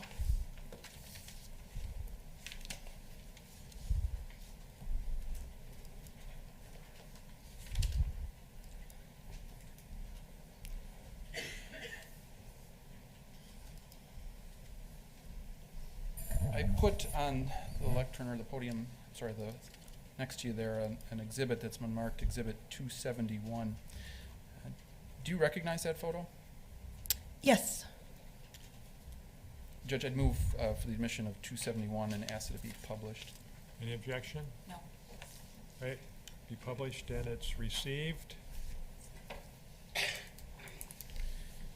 Ms. Kohlmeyer, I want to turn your attention to, I think, October 8th of 2016. Do you remember that date? Yes, I do. And what do you remember about that date? I was driving along Highway M, going north outside of West Salem. I was on my way to pick up my son, who was at a friend's house, kind of between Onalaska and Holman. So I was going north on M to turn left on County S to kind of take the back roads to pick up my son. And what, if anything, did you notice? As I was driving along, I was going past the Bergen Coulee Road, where the accident had taken place. I think it was about 3 weeks earlier. And I happened to, I had read the papers, had heard about the incident, and, was thinking, oh my gosh, that's, just kind of a freak accident where a pipe came through a windshield. She's speculating. Sustained. You talked a moment ago about hearing about an accident at Highway M and Bergen Coulee Road. What facts were you familiar with regarding that accident? Just what I had read in the paper, that a pipe had gone through the windshield and had killed Mrs. Kendhammer. And driving northbound on Highway M, was it that morning? You said about 10 or 11 in the morning? It was around that time. Driving up Highway M that morning, what, if anything, did you notice? I noticed a pipe when I got up toward, by the quarry at the top of Scheffelbein Hill. There was a pipe in the left-hand side of the road, or laying there. Having read what was in the papers just about a pipe, I was kind of, just looking and like, oh, that's kind of odd to see a pipe laying there. I don't travel that way often, but having heard of the incident previously, I was just kind of, surprised to see a pipe laying there. And What did you do in response to seeing a pipe laying at the side of Highway M? I called, I believe I called the West Salem non-emergency line. There was an article in the paper, I believe about a week prior, just saying if anyone had seen anything the day of the incident to call. And of course, I hadn't seen anything then, but that had gone through my mind as I was driving past there. And so I had called, and I wasn't sure if I should call or not call, but I just, thought, well, there's a pipe. So I called that in and just, had said to not sure if it was dispatch or whoever I had talked to, just said there was a pipe laying along the road near the quarry where the Kendhammer accident had taken place, probably maybe about a half a mile from there. So if you look over your left shoulder at the screen, there appears to be a picture, number 271, with a pipe on the edge of the road. Is that the pipe you saw on the morning of October 8th of 2016? I believe so. Is it an enlarged version of It is. this? I just zoomed in on 271. Yes. And again, just to be clear, you're familiar with the area. Yes. I don't travel that way often, but I'm familiar enough with the West Salem area. And approximately how far from where this pipe is located and where you saw it was the intersection of Highway M and Bergam Cooley Road? I would say about a half a mile. I'm not quite certain if it's, mile or half a mile. It was right at the top of Scheffelbein Hill. Thank you. I don't have any other questions.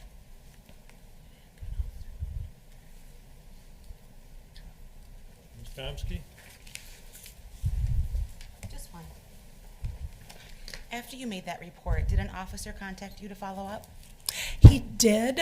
I was on my way to a volleyball tournament, and he had called that same day then just to, I don't know whether he had the pipe in his possession at that time. He had just asked the whereabouts of where I had seen that, and if I believe he had asked if I had stayed with the pipe. Obviously, I had not stayed with the pipe. And that was the extent of it. Okay, nothing further. Bednarik, anything else? No, thank you. Does any juror have a question for Ms. Kohlmeyer? See no hands. Okay, Ms. Kohlmeyer, you may step down. Anyone wish her to remain subject to subpoena? No, sir. Right, you can be released from your subpoena as well. I'll take that exhibit. Okay, thank you.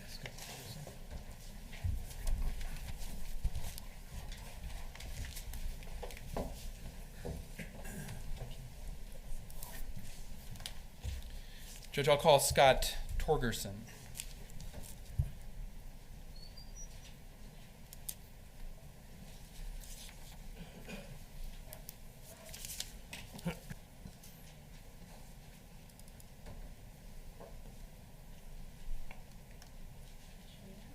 Under penalties of perjury, do you solemnly, sincerely, and truly declare and affirm that the testimony you're about to give in this matter shall be the truth, the whole truth, and nothing but the truth?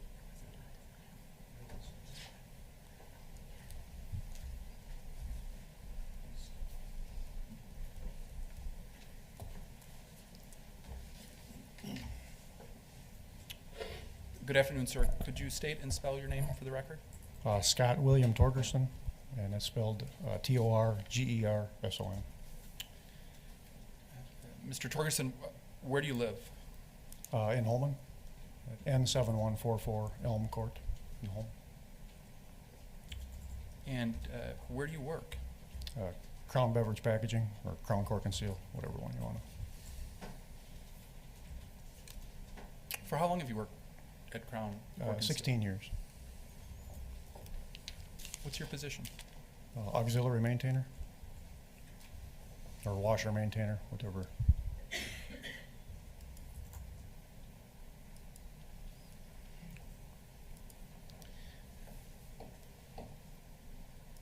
The man to my left at council table, do you know him? I do. What's his name? Todd Kendhammer. How do you know him? I went to middle school and high school with him, and then also from Crown. So, if you went to middle school Probably- with him, you've known him for 35 years? Yep, 35 years, give or take. Are you two friends? Yep. You know, it's outside of work. Do you do things outside of work? Yeah, once in a while we have, yes. Okay. I want to turn your attention to last May. My understanding is there's a lunchroom at your place of employment that people oftentimes congregate during breaks and obviously during lunchtime and talk. Is that a fair assessment? Yep, yes it is. I want to turn you back to last May or thereabouts. Do you remember having a conversation with others in that lunchroom about a windshield? I do. Do you remember Todd Kendhammer being there? I do. Who else do you remember being there during that discussion? Justin Heim was there. And about halfway through the conversation, then Chad Tollefson was there also. Who was doing the talking? Most of it was Todd Kendhammer and Justin Heim. And what was the subject matter of what was being discussed? There was multiple subject matters, but one of them was a windshield for an F-250 or 350 that Todd had. How did you become aware of Todd having that windshield? Just from him talking about it, that he had it in his garage and he'd like to get rid of it to somebody that could use it before it gets broke. We often talked about glass work, and I mean, it was just something that he did, so. And to be clear, was this conversation in May of 2017 or May of 2016? 2016. Okay. At that time, in May of 2016, were you familiar with Mr. Kendhammer's ability and side job of installing windshields? I was. Was it something you knew him to do on occasion? Yes. Ever do one for you? Yes. More than once? Yes. Okay, you told us a minute ago that there's a conversation happening about a Ford F-250 windshield. Mr. Kendhammer was present, Mr. Heim was present, yourself was present, and then in came an individual named Chad Tollefson. Is that accurate? Yes, it is. Did you at any point become aware, or did you overhear a conversation related to Jerry Logan?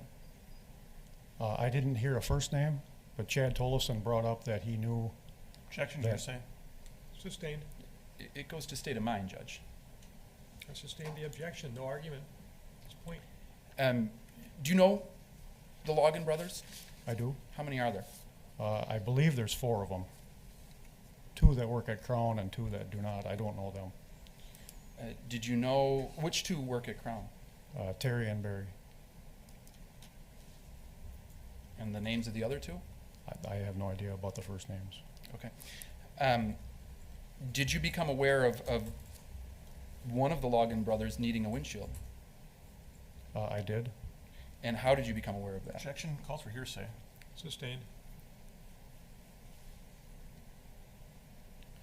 Crown, my understanding is Crown operates under a point system with their employees. Is that a safe assessment?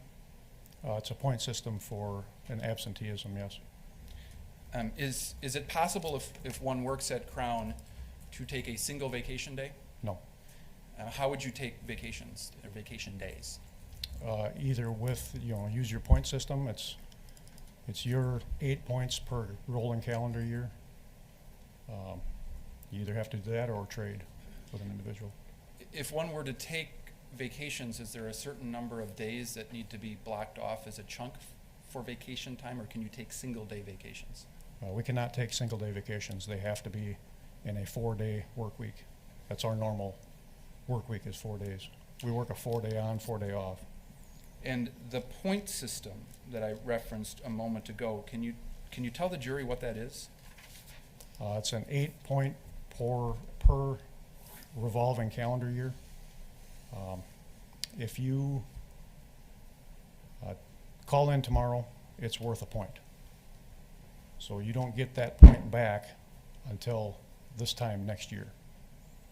If you leave work early, that's a half a point.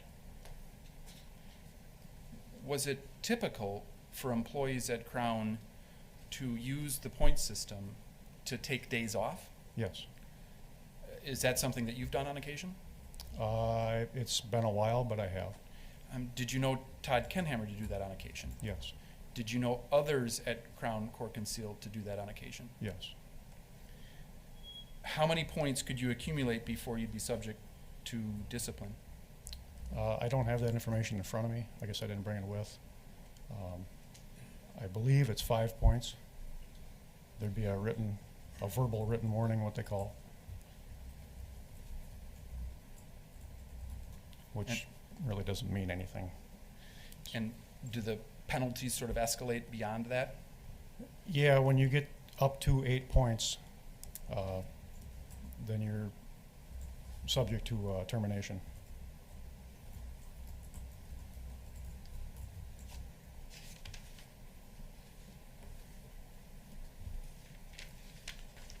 Do you know the Logan brothers? 2 of them, yes, I do. Do they get along? No, they do not. Do you know where Jerry Logan lives? I do not know where he lives. Were you ever interviewed by the police in this case? No, I was not.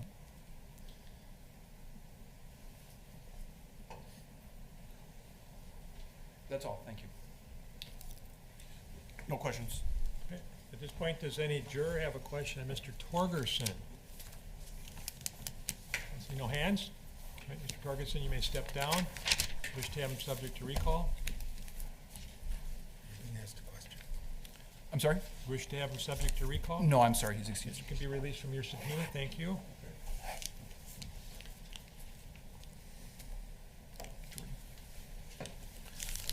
Judge, I'll call Jordan Kendhammer.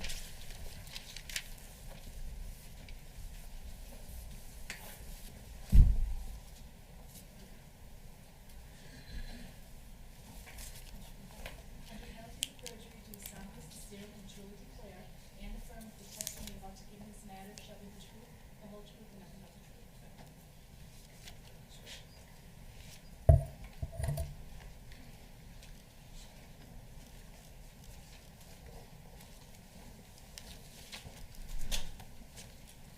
Good afternoon, Mr. Kendhammer. How's it going? Can you state and spell your name, please, for the record? Jordan Kendhammer, Kendhammer.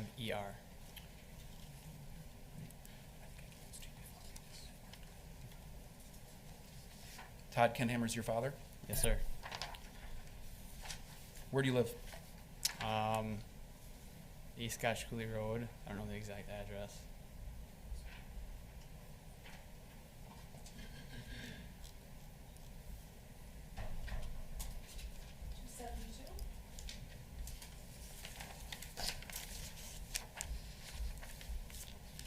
Just recently moved to that address? Yes, sir. How long ago? Last week I lived in Sparta for a while. Okay, I want to take you back some time, Mr. Kendhammer, to your childhood. Okay. You're one of 2 siblings, is that accurate? Yes, sir. And how old are you? 23, And how old is your sister? 25. So she's 2 years older than you. Yes, sir. Do you have fond memories of growing up? Yeah. You and your sister get along? Most days. Where'd you go to grade school? West Salem Elementary. Did you go to middle school and high school there as well? Yes, sir. So all of your schooling was at West Salem? For typical, yeah, kindergarten through 12th, yeah. What year did you graduate high school? 2012. I want to talk about your time in high school. Did you get good grades? Could have been a lot better. Did you end up going to college for a while after? I did, yeah. And are you still going to college? I am not. Where were you going to college? I went to TC for a couple years, and I transferred to UW Stevens Point. Do you have a major? I was a resource management law enforcement major. And when did you stop going to school at UW Stevens Point? I think I withdrew from classes the week after my mother passed away.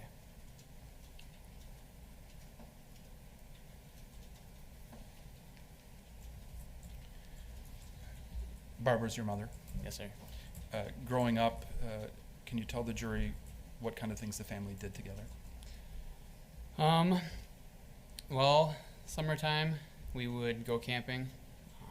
We'd take trips to the Dells, take little weekend vacation getaways here and there.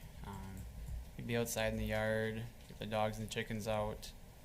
We'd go to the grandparents, have family friends over, sit out back by a fire. In the wintertime, kind of the same stuff, minus the camping. Snowmobiling trips up north. Your home, when did you move into the home on Scotch Cooley Road, if you can remember? I believe I was in 5th grade, right around 04, 05. And you lived there all the way through the time of your mother's death, is Yep. that's correct? Yep, well, minus moving to Stevens Point, but yeah. Okay. Growing up at the home on Scotch Cooley, did you often have friends over? I did, yep. And Jessica as well? Yep, I understand you guys had a swimming pool? for a little while, yeah. Was it a popular spot? Oh, yeah. Hang out in the summer, swim? Yep, late in the fall, we had it heated with the wood stove, so we could leave it going for a while, so it was kind of like a giant hot tub. The layout of the house, where was your bedroom? My bedroom is as you come into the house on the far end, downstairs, right below the kitchen. Has your bedroom always been there, or is that? Yep. At the time of your mother's death, is that where your bedroom was? Yep.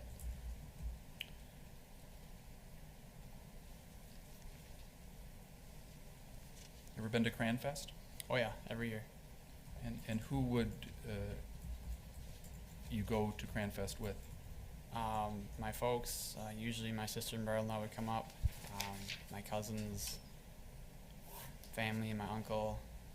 My grandma used to go along. Something you did every year, yes? Yeah, yep.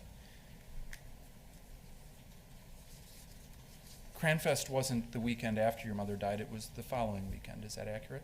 Correct.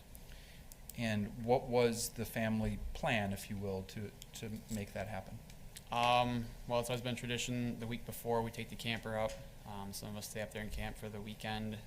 Some stay up there for the whole week, that following week, into the actual Cranfest. We were going to go up, to my knowledge, Friday night. I had to work. I was going to go back and get my girlfriend from Stevens Point, and then her and I were going to go down and camp with the family for that weekend, and then be back the following weekend for the actual festival. Your folks had a camper? Yep. Was that one of those pull-behind campers, like a trailer? Yep, travel trailer, yep. Growing up, did you always have a travel trailer? I believe there was one time that I can recall for like a year that we did not have one. We rented one, I believe, for Cranfest that year, though. Something you guys did commonly is use the travel trailer? Yep. And when you were to go to Cranfest in 2016, were you planning on staying in your parents' travel Yep. camper? And yourself and your girlfriend? Yep. Whose name also happens to be Jordan. Yep. How do we keep you separate? Girl Jordan, boy Jordan, you and you. You have a We nickname. both- you pretty much just guess both, yeah. What's your nickname? George. What's her nickname? George. I'll try to keep it straight if I can. Back in September of 2016, you told the jury a minute ago that you were in school at UW Stevens Point. Yep. Were you employed? I was. Where? I was at Woodman's for going on 7 years at that point. And would that be Woodman's here in the La Crosse area, or? Yep. Yes? Yeah. Yes. Okay, so If we turn to the middle of September of 2016, specifically the week prior to your mother's passing, were you in school that week? Yep. School had started? Yes. And were you living during the school week in Stevens Point? Yes. I lived in the suites, they were called, kind of like apartments on campus. Did you have a roommate? I had 3 other roommates. You told us a minute ago that you were working at Woodman's, Yes, sir. and Woodman's would be here in La Crosse County. Yes, sir. So how did that work if you were living and going to school in Stevens Point and working here? Can you explain to the jury how that worked? Basically, in the full year and month that I went to school up there, I think I stayed up there for maybe 3 weekends total. I came back every weekend, whether I had to work or not. If I didn't work, I hung out with Dad and Ma, and if the kids were around, Michael and Jessica and Carlin. And Michael and Jessica, or Michael is your brother-in-law? Yes, sir. Carlin is your, My niece and goddaughter. okay. How old's Carlin? 2. And she's your only niece, correct? Yes. And you have no nephews? No. Okay, so September of 2016, you're going to school at Stevens Point. You're working back here in La Crosse, and you said you come back most every weekend. Yes, sir. Would you come back Thursday, Friday, Saturday morning? When would you come back? It would kind of depend on what we had going on for the weekend. My Friday class was just a big lecture, and I only had one, and my roommates were in the same class as me, so we'd work it out where one week I'd take notes, one week they would take notes. So I would often skip my Friday class and come back either Thursday night or Friday sometime. And when you worked at Woodman's here, would you oftentimes work on Fridays? Sometimes, yes. Okay. If I felt like picking up, if I knew I needed some extra money for something coming up, or just felt like working or helping somebody out, yeah. Do you still work there? I do not now, no. Okay. What did you do at Woodman's? At that time, I was a grocery clerk. September, the weekend of your mother's passing, did you come back home that weekend? I did. I came back. I was supposed to work Friday. I picked up hours from one of my filling supervisors. Do you remember when you came back? Thursday evening. And when you came back on Thursday evening, did you, well, tell the jury, where'd you go? Did you go out with friends? Did you go home? Do you remember what happened? Basically, I came back Thursday evening. Sometime, I believe around 7 o'clock-ish. I came to my folks' house, basically, I guess. Came in, my sister and mother were there with Carlin, and I said hi to the 3 of them and went downstairs. That was pretty much about all I can remember from it. You remember your mother being there? Yep. Remember your sister Jessica? Yep. And Carlin? Yep.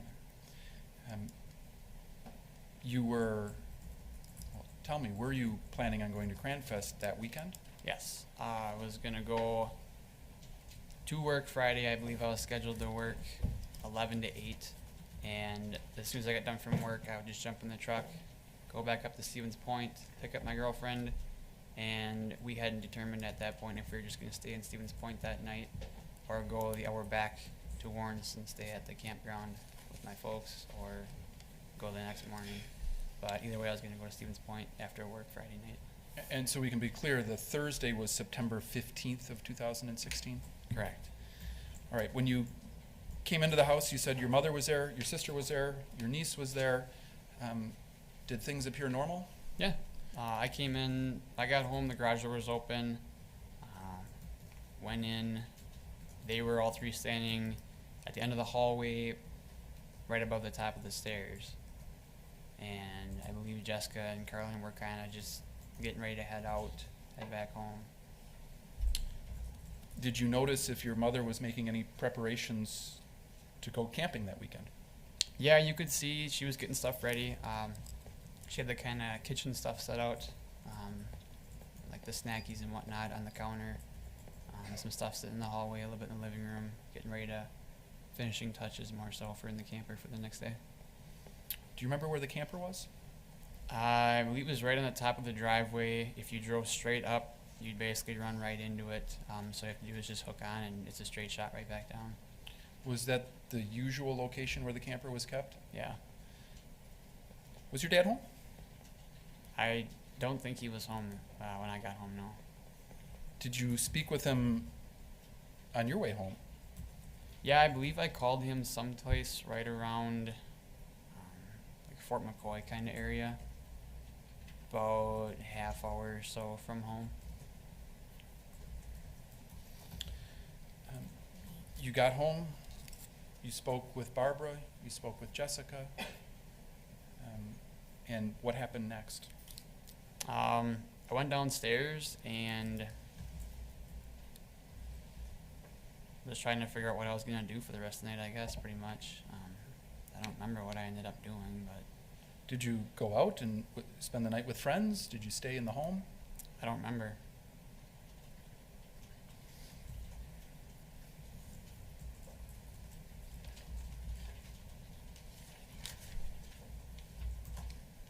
Did you sleep That night, yeah. at the home that night? Yep. And you slept in your bedroom, I presume? Yep. And you told the jury that your bedroom was below the kitchen? Yep. Did you notice or hear or become aware of anything unusual at all that Thursday night into the early morning hours of Friday? No. Do you know when your father got home that night? I don't remember what time it was. Were you home when he got home? I believe so. Did you communicate with him?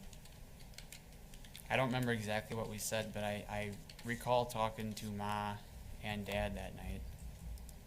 Just kind of going over letting them know I had to work the next day and that I'd be going up to get Jordan and then be back. Jordan, your girlfriend? Yeah. And I think you probably said this, but I've forgotten. What time were you set to work? 11 a.m. to 8 p.m. All right. Did you have any plans with your father for the following morning? Just was trying to get him to help me put a tree stand together whenever he had some time. Did you get a new tree stand? Yeah, it was mine and Jordan's. We got a double stand. Or a two-man stand, whatever you want to call it. Is this one of the ladder stands that you Yeah. tip up against Yeah. the tree? Yep. And you assemble it sort of piece by piece to... Correct, yeah. Was it your intent to assemble it at home and carry it out into the woods? Pretty much, yeah. It's easier that way, I think. And where do you hunt? On Barb Thompson's land, just back the road there. Is that someplace you could just walk right to? Yeah. All right, so you and your dad had made plans and arrangements to assemble the tree stand. Where was the disassembled tree stand? It was sitting in a box in the detached garage.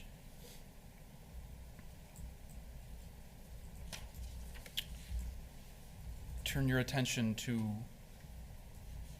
Friday the 16th. Do you remember waking up that morning? I do. I got up rather early. I don't know exactly what time it was. I didn't look at my phone.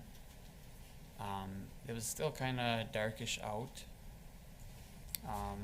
Looked upstairs. I can see from my bed, out my bedroom door, we had an open stairwell that came down. I could see there was no lights on upstairs. Didn't think much of it, just figured I was up really early. Rolled over, went back to sleep. Sometime, I don't know exactly what time, I woke up again, I'm assuming shortly after, and noticed the lights were on upstairs. What, if anything, did that mean to you? That Mom and Dad were up.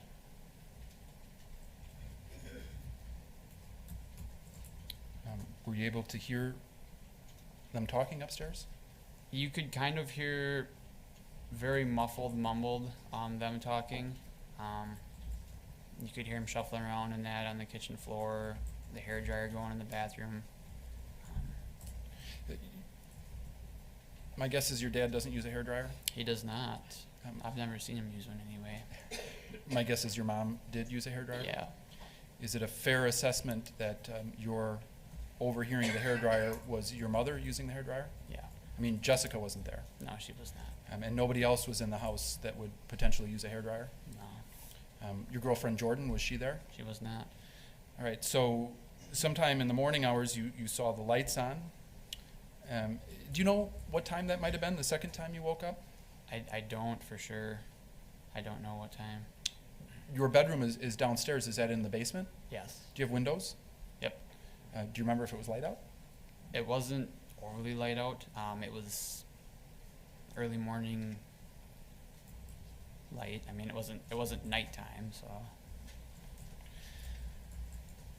You told the jury a moment ago that you could hear your mother and father communicating. I suspect, correct me if I'm wrong, you did not hear what they were communicating about. I did not. Is that usual? I mean, the arrangement of the home is such that you can hear them talking but not what's being said? Yeah, I mean, I have a fan in my room, or I had a fan in my room, mounted on the wall, so that kind of muffles everything up. But if they're in basically the living room, kitchen, or the beginning of the hall, it's all just kind of funneled right straight down the stairs and then to my room. So Do you know when your mother would get her hair ready for the day, is that something she would do in her bedroom or in the bathroom or somewhere else? in the bathroom. Once in a great while, she'd do it kind of in the doorway in the hall if she's talking to somebody or something. But for the most part, yeah, right in the bathroom. Is she particular about her hair? Yeah. And that morning, you overheard the hairdryer? Yep. And that's something, again, you can hear from your bedroom? Correct. Yep. If your parents had been shouting at each other, do you believe you'd be able to hear that? Yeah, you'd be able to hear that. If my fan is off, you can hear people talking distinctly. It's just when that's on, it's just muffled. So I mean, if someone was yelling, it'd be loud enough over the fan, you'd hear it. Did you hear anything unusual regarding the communication between your mother and father that morning? No.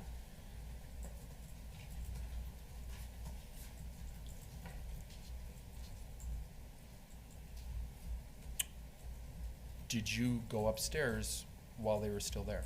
I did not.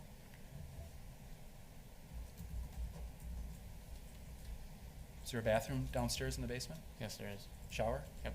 Is that the shower that you would generally use? Yep. Do you know, well, did you go back to sleep after your folks left?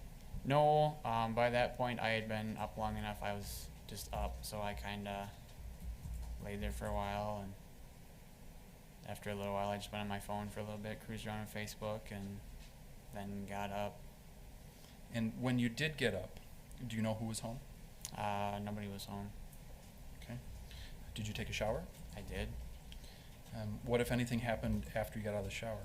I got out of the shower, and I believe I had a few missed calls from my grandma's and Michael, and I think my uncle, David. You said a few missed calls. Yeah. Was that concerning to you? Yeah, usually I don't get too many phone calls in the day, so. What, if anything, did you do as a result of seeing those missed calls? Called my dad right away, and called my mom, and I believe I texted them both. Did you receive a response? I did not.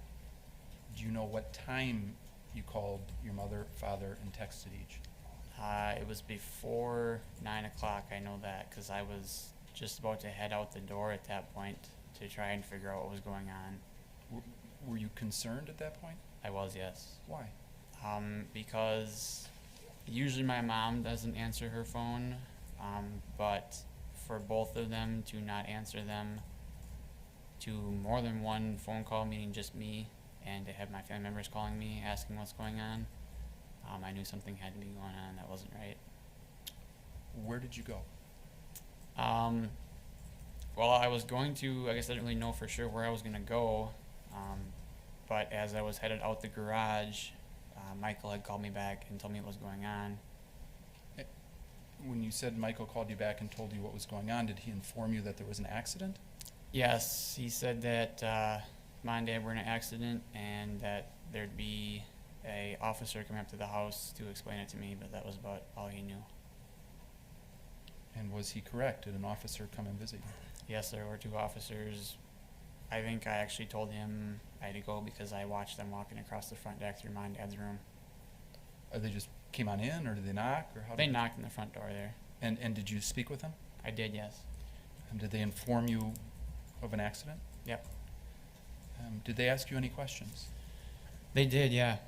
What was the subject matter of those questions? My parents and the relationship, how things were at home, if they ever fought, if they were in any financial issues. Let's break those down. Your parents and their relationship. I haven't asked you a great deal about your parents and their relationship. How would you describe their relationship? I would describe the relationship as perfect. Did you see them argue? I did not. Did you see them fight? Never. Did you ever see any type of injuries on your mother? Not anything that'd be harmed or caused by another person, no. Did your mother ever complain about your father? The only complaints I ever heard from Mom about Dad would be just something subtle, like, oh, he's bought another toy to fix and flip, or where is he going to put that? Did you know your parents to spend a good deal of time together? Yes. What kind of things would they do together? Quite often they'd go for walks in the evening back to Cooley Roads. They'd go down to Grandma's and do yard work together. They'd do yard work at the house together. They'd go shopping together. Basically, if one of them was doing something, the other one was with them. Told us a minute ago that you had plans with Todd to assemble a deer stand that morning. Correct. Deer hunting something you did with your father? Yes. Did you go gun hunting with him on occasion? Yes? Yep. Where would you go? For deer, we'd go over to Medora, over to our deer camp, and then recently we'd stay over there at camp, then go back to Barb Thompson's and hunt. When you went to deer camp, how many people approximately would go? Like around 11, 12, 13 of us. Would your dad stay the entire time? He'd come out with us Friday, and then every night he'd go back home by Ma for a while. Pick on him? Oh, yeah. All the guys pick on him? Yep.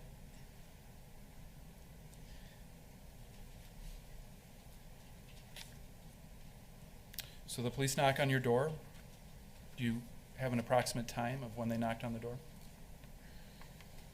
I believe it was sometime right around 9 o'clock-ish. They asked you if your parents had been fighting? Yep. And you responded they were not? Correct. They asked about any financial issues you were aware of? Right. Were you aware of any financial problems? Never have been. Did you ever borrow money from them? Yeah, I have. Pay them back? Sometimes, yeah. Your parents, you were told, were in an accident. Mm-hmm. Were you told the severity of the accident at that point? I was not. Did you ask? I did not. What did you do next? Answered their questions and left. Can you approximate, and maybe you can't, how long you spoke with the police before you left for the hospital? It wasn't but a couple minutes, probably maybe 5 or 6 at most. Did you drive yourself to the hospital? I did, yes, and I stopped down and got my grandma, Adams. Did you inform her of the reason for your visit? I did, yes. Was she aware of the accident prior to your arrival? I don't believe so. I think we were kind of trying to keep it on the down low for her just until we knew it. Do you know who was injured at this point? I did not know. Didn't know if it was your mom, your dad, or both? No. Law enforcement didn't enlighten you in any way, shape, or form about that? Not that I can recall, no. How far away from your home there is the hospital? Probably a good half hour or so. Do you have your cell phone with you? Yeah, I believe I did. Yeah, I did, yep. Did you receive or make any calls that you can recollect en route to the hospital? I think I may have called Michael and or Jessica. And maybe David. So at this point, it's yourself and Grandma Adams in the Yes, car? Yep. You're driving? Yep. And you got to the hospital. What happened next? Basically, right as we got inside, we happened to meet one of our pastors, Pastor Redinger, was just on his way out, asked what we were doing, and I told him that I had just found out Mom and Dad were in an accident. I didn't know much about it. He asked if it was a good idea if he came along with, and I said by all means, and we went up to the waiting room. Who was in the waiting room? The only one that I can recall was Dad. I pretty much put my main focus on him. What was your father's emotional state when you arrived? He was very emotional. He was crying, very upset, I guess. Had you seen your father cry before? About one time that I can recall. And when was that time? That was at the surprise 25th anniversary party that my sister and I had put together for them. Okay, let's stop for a second and talk about that anniversary party. We've heard a little bit about it. Do you remember when that was? Sometime in August. I don't know the exact date. Of 2016? Correct. So the month preceding the accident. Yeah. And you said a moment ago that yourself and Jessica had planned this party? Yep. And then both our grandmas were involved in it as well. They kind of helped fund it a little bit there too. So Am I to understand that this was a surprise party? it was, yes. How'd you pull that off? Jessica was pretty much in charge of the invitations, and I don't know. I'm still kind of surprised with our family that it got kept quiet. Do you believe it was kept quiet? I think so. Seeing the expression on Mom and Dad's face when they pulled up. How'd you do that? Did you drive him to the party? No, we did not. We took them out to dinner at Texas Roadhouse for their actual anniversary. Who's we? Jessica, I, Michael. I think it was just us three. And we presented them with a card. And inside the card, we basically told them we had a limo to pick them up with a gift card for the freight house, and told them when it would be there and what time. And they pretty much thought that was their anniversary gift, was a limo ride and a freight house gift card.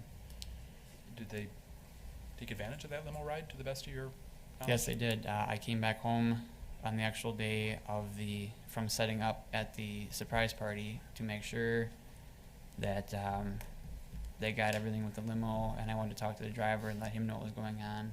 I gave him my cell phone number and had him contact me when they left the freight house, as far as so when he got close to Bangor, we could get all of everybody situated, and surprise Mom and Dad.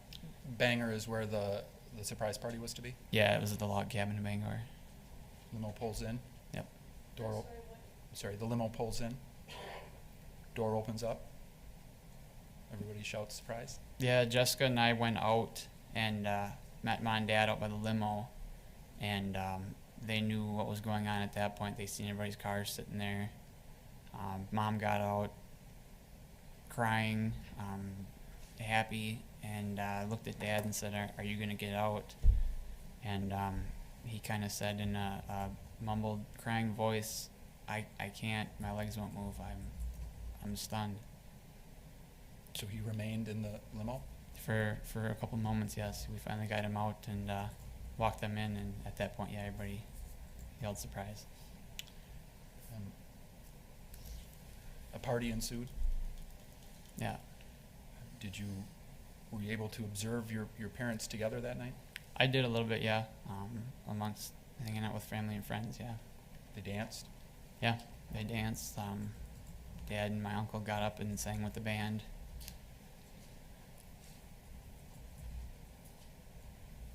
So that's the first time you saw your father cry. Yeah. The second time you said a moment ago was upon entry to the waiting room there at the hospital. Yeah. At this point, your father's there. Yep. Pastor Redinger is there. Redinger, I think it is. Redinger. Yeah. Sorry, he's there. Your grandmother is there. Correct. Apart from those that may have been present because of their employment, in other words, hospital staff. Right. Were there any other family or friends there at that point? I don't know. You don't know? You don't recall? I don't recall, no. I pretty much got in and found Dad and went over directly to him. And did you speak with your father? I did, yeah.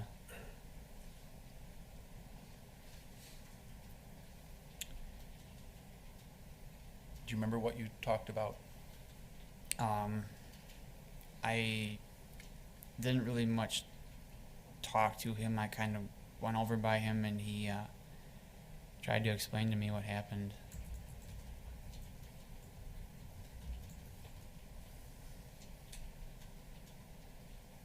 Did others arrive? Yes. Many others? Yeah, it wasn't long and we had a very full waiting room. We had dinner there and everything. Who brought dinner? I believe Jordan's folks came down after a while with the big pot roaster of stuff. Our whole family, that's kind of how we calm our nerves. We just snack. At what point were you made aware of the gravity of the injury that your mother had sustained? After one of the nurses came out and talked with Dad and I and Jessica, she pretty much told us where everything was at, what they were trying to do. And was your dad remaining emotional? Oh yeah, Was Jessica emotional? she was. Were you emotional? I was not. Why not? I tend to, in situations like that, I don't think so much about myself and what's going on. I tend to gravitate more towards how is this affecting you and how can I help you to be calm and settle down and comfort you and get you more relaxed. Did you retrieve anything for your father? I did. I went out to my truck and grabbed him a different shirt. I usually keep about 6 different shirts in my truck. His was torn and bloody and dirty, and I could just tell he wasn't comfortable in it. Were there police officers there? Not that I can recall. This is Friday, and you told us a minute ago that you had dinner at the hospital. Yep, Did you spend the night at the hospital? I did. Your father spent the night at the hospital? He did. Your sister? Yep, Michael? I believe so. Were there others that also spent the night at the hospital? My girlfriend Jordan was there, and my uncle David, and I believe my grandma Patty, and I think my uncle John was there. Were you able to visit with your mother? I had several opportunities to, yes. Did you visit with your mother? I did not until the very last opportunity. Too difficult? It was.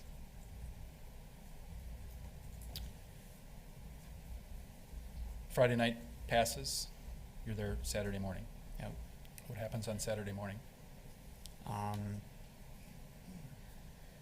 Pretty much everybody we hung out for a little while there. I believe we did some kind of finishing up with organ donation paperwork. At what point, Mr. Kendhammer, did your mother pass away? I don't know the exact time. I just remember throughout the night they'd come out and give us updates as to how she was doing. I think one or two of them were improving signs. One was better than what they expected, and from there it went downhill. How was your father? About the same. Crying? Yeah, Visibly shaken? yeah. Prior to your mother passing, were you able to say goodbye? I was, yeah. Who was in the room? My dad, Jessica, and Jordan, the girl Jordan. And there might have been a few doctors or nurses in there as well. I don't remember, but Do you remember what was said?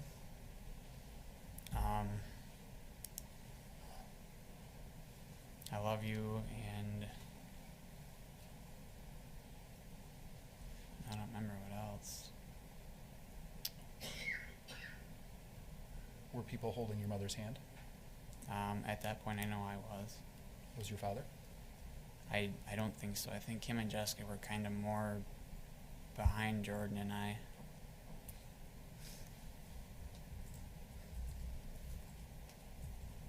After that ordeal was over, you told the jury a minute ago that you discussed organ donation, Correct. and then at some point, did you leave the hospital? Yes. And where did you go? I drove Dad to my grandma Patty's place. And where is that? Just 15 minutes up the road, Highway 16. In La Crosse? Yeah. So you drove your father to Grandma Patty's? Yep. Was anybody else in the truck with you? I believe it was just Dad and I. Did you discuss the accident? He kind of talked through a little bit, yeah, as to what he could recall. Did you go to sleep that night before, Jordan? The night in the hospital, you mean, or? Correct. No, I pretty much just sat up the whole night at a table, putting a puzzle together with my Uncle David. You drove your father to Grandma Patty's house. Yep. Did you stay with him there? I did, yes. For how long? Until he was ready to leave and go home. I pretty much stayed by his side until he seemed to be doing better.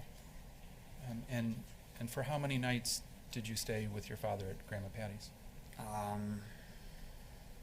There was a couple nights there for sure. I don't know exactly how many, but I know it was a few nights.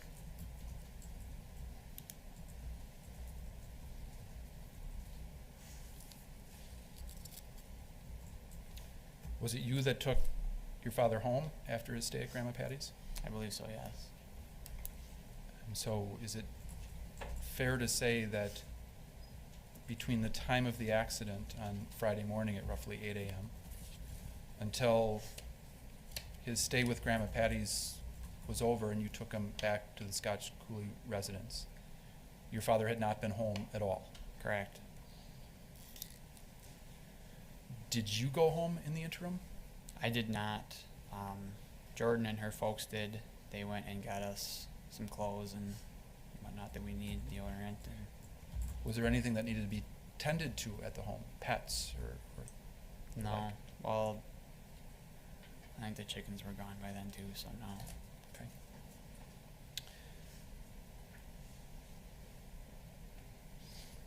You remember the following days well, Mr. Kendhammer? The Saturday there, you mean, or? Any of the days that followed, is it a blur? Do you have a pretty clear memory of? Basically, they're kind of all the same up until the end of the week. It was just a whole lot of people showing up at the house, different kinds of food, just a lot of people around.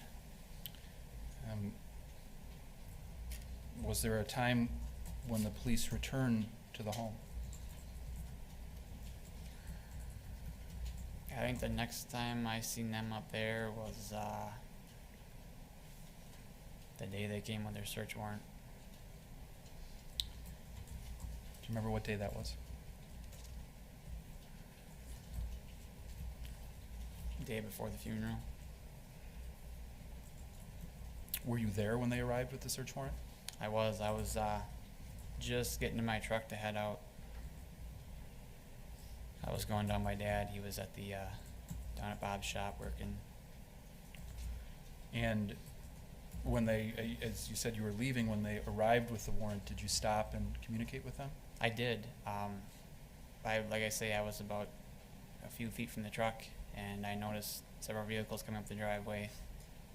And I was a little confused at first as to what they were, or who they were, rather. I didn't know anybody in the family with vehicles like that. So I waited for him to get out and see what was going on. Out of curiosity, you've heard the testimony about a windshield, a Ford F-250 windshield. Mm-hmm. Do you know where that windshield was during the execution of the warrant? To my knowledge, it was in the detached garage.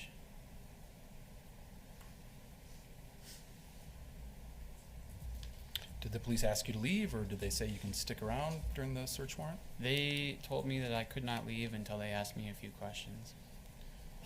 Do you remember what they asked you? I don't exactly know. Did you stick around when they were searching the house? I did not. I did what they asked and left in rather hurry to get down by Dad. Did you know where your father was? I did. They told me they had him down here. And when you say down here, what do you mean? I mean, one floor right below us in a question room. Do you recollect what time approximately that was when they came with the search warrant? I don't. Morning? Afternoon? It was morning. When you arrived at the police station, asked to see your father? Yep. Were you allowed to? I was not. They told me he'd be out in just a few moments. He was just getting asked a couple of questions about a truck. How long did you wait? I was here for at least 3 hours. At any point, did law enforcement show you any pictures or ask you any questions here? Yeah, one fella came out with a picture of a pipe. And what about the pipe? He asked me if I had seen the pipe. To which you responded, I said no, and I proceeded to ask him if he had seen a black pickup truck, because that's what we were looking for.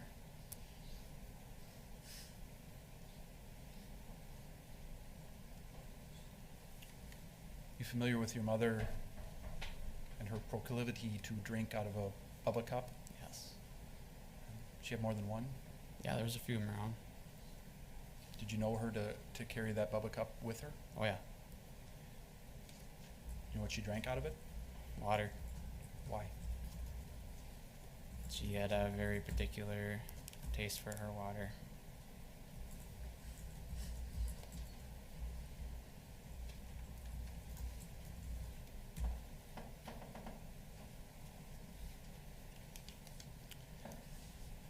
Mr. Kendhammer, we talked a little bit earlier about where your bedroom is vis-a-vis the upstairs and what you can or cannot hear. Mm-hmm. And I think you said that the conversations that you could hear upstairs would be muffled when, Right. when people were speaking. Right. Do you think you would have been able to tell if voices were raised, Yes. despite the fact that your fan was on in your room? Right. Yep.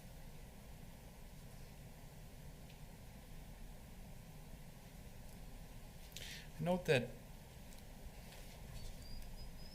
you remained, according to your testimony, emotionless, or relatively emotionless through this process. Is that accurate? Yeah. I can't help but imagine that this must be an emotional, a terribly emotional situation for you. It is.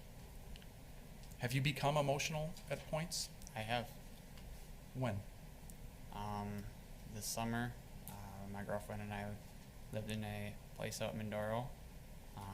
There were several nights that I broke down with her.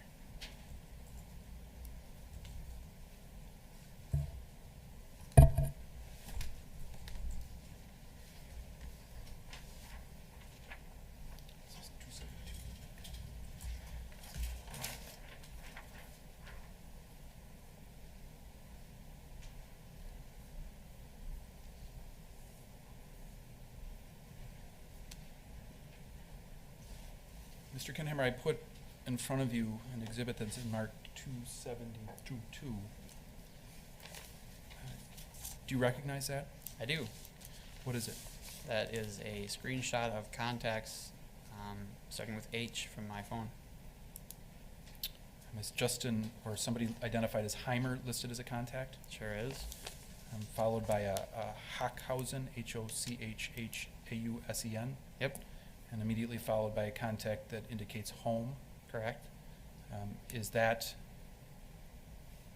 in Exhibit 272, an accurate depiction of what your contact list would have looked like on September 16th of 2016? Yes, it is.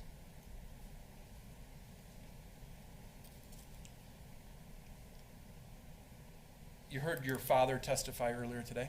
Mm-hmm. That's a yes? Yes. I'm sorry, the court reporter likes yes. Yeah. My apologies. You overheard questions about your father's leg sort of bouncing or moving as he was talking to the police. Yes, sir.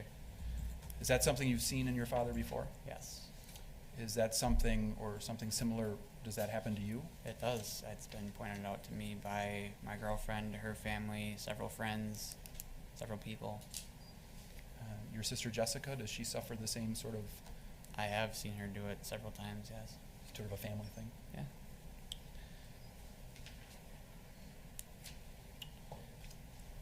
Judge, I'd move Exhibit 272.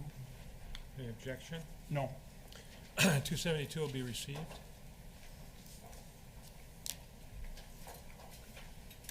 I don't have any other questions, Judge.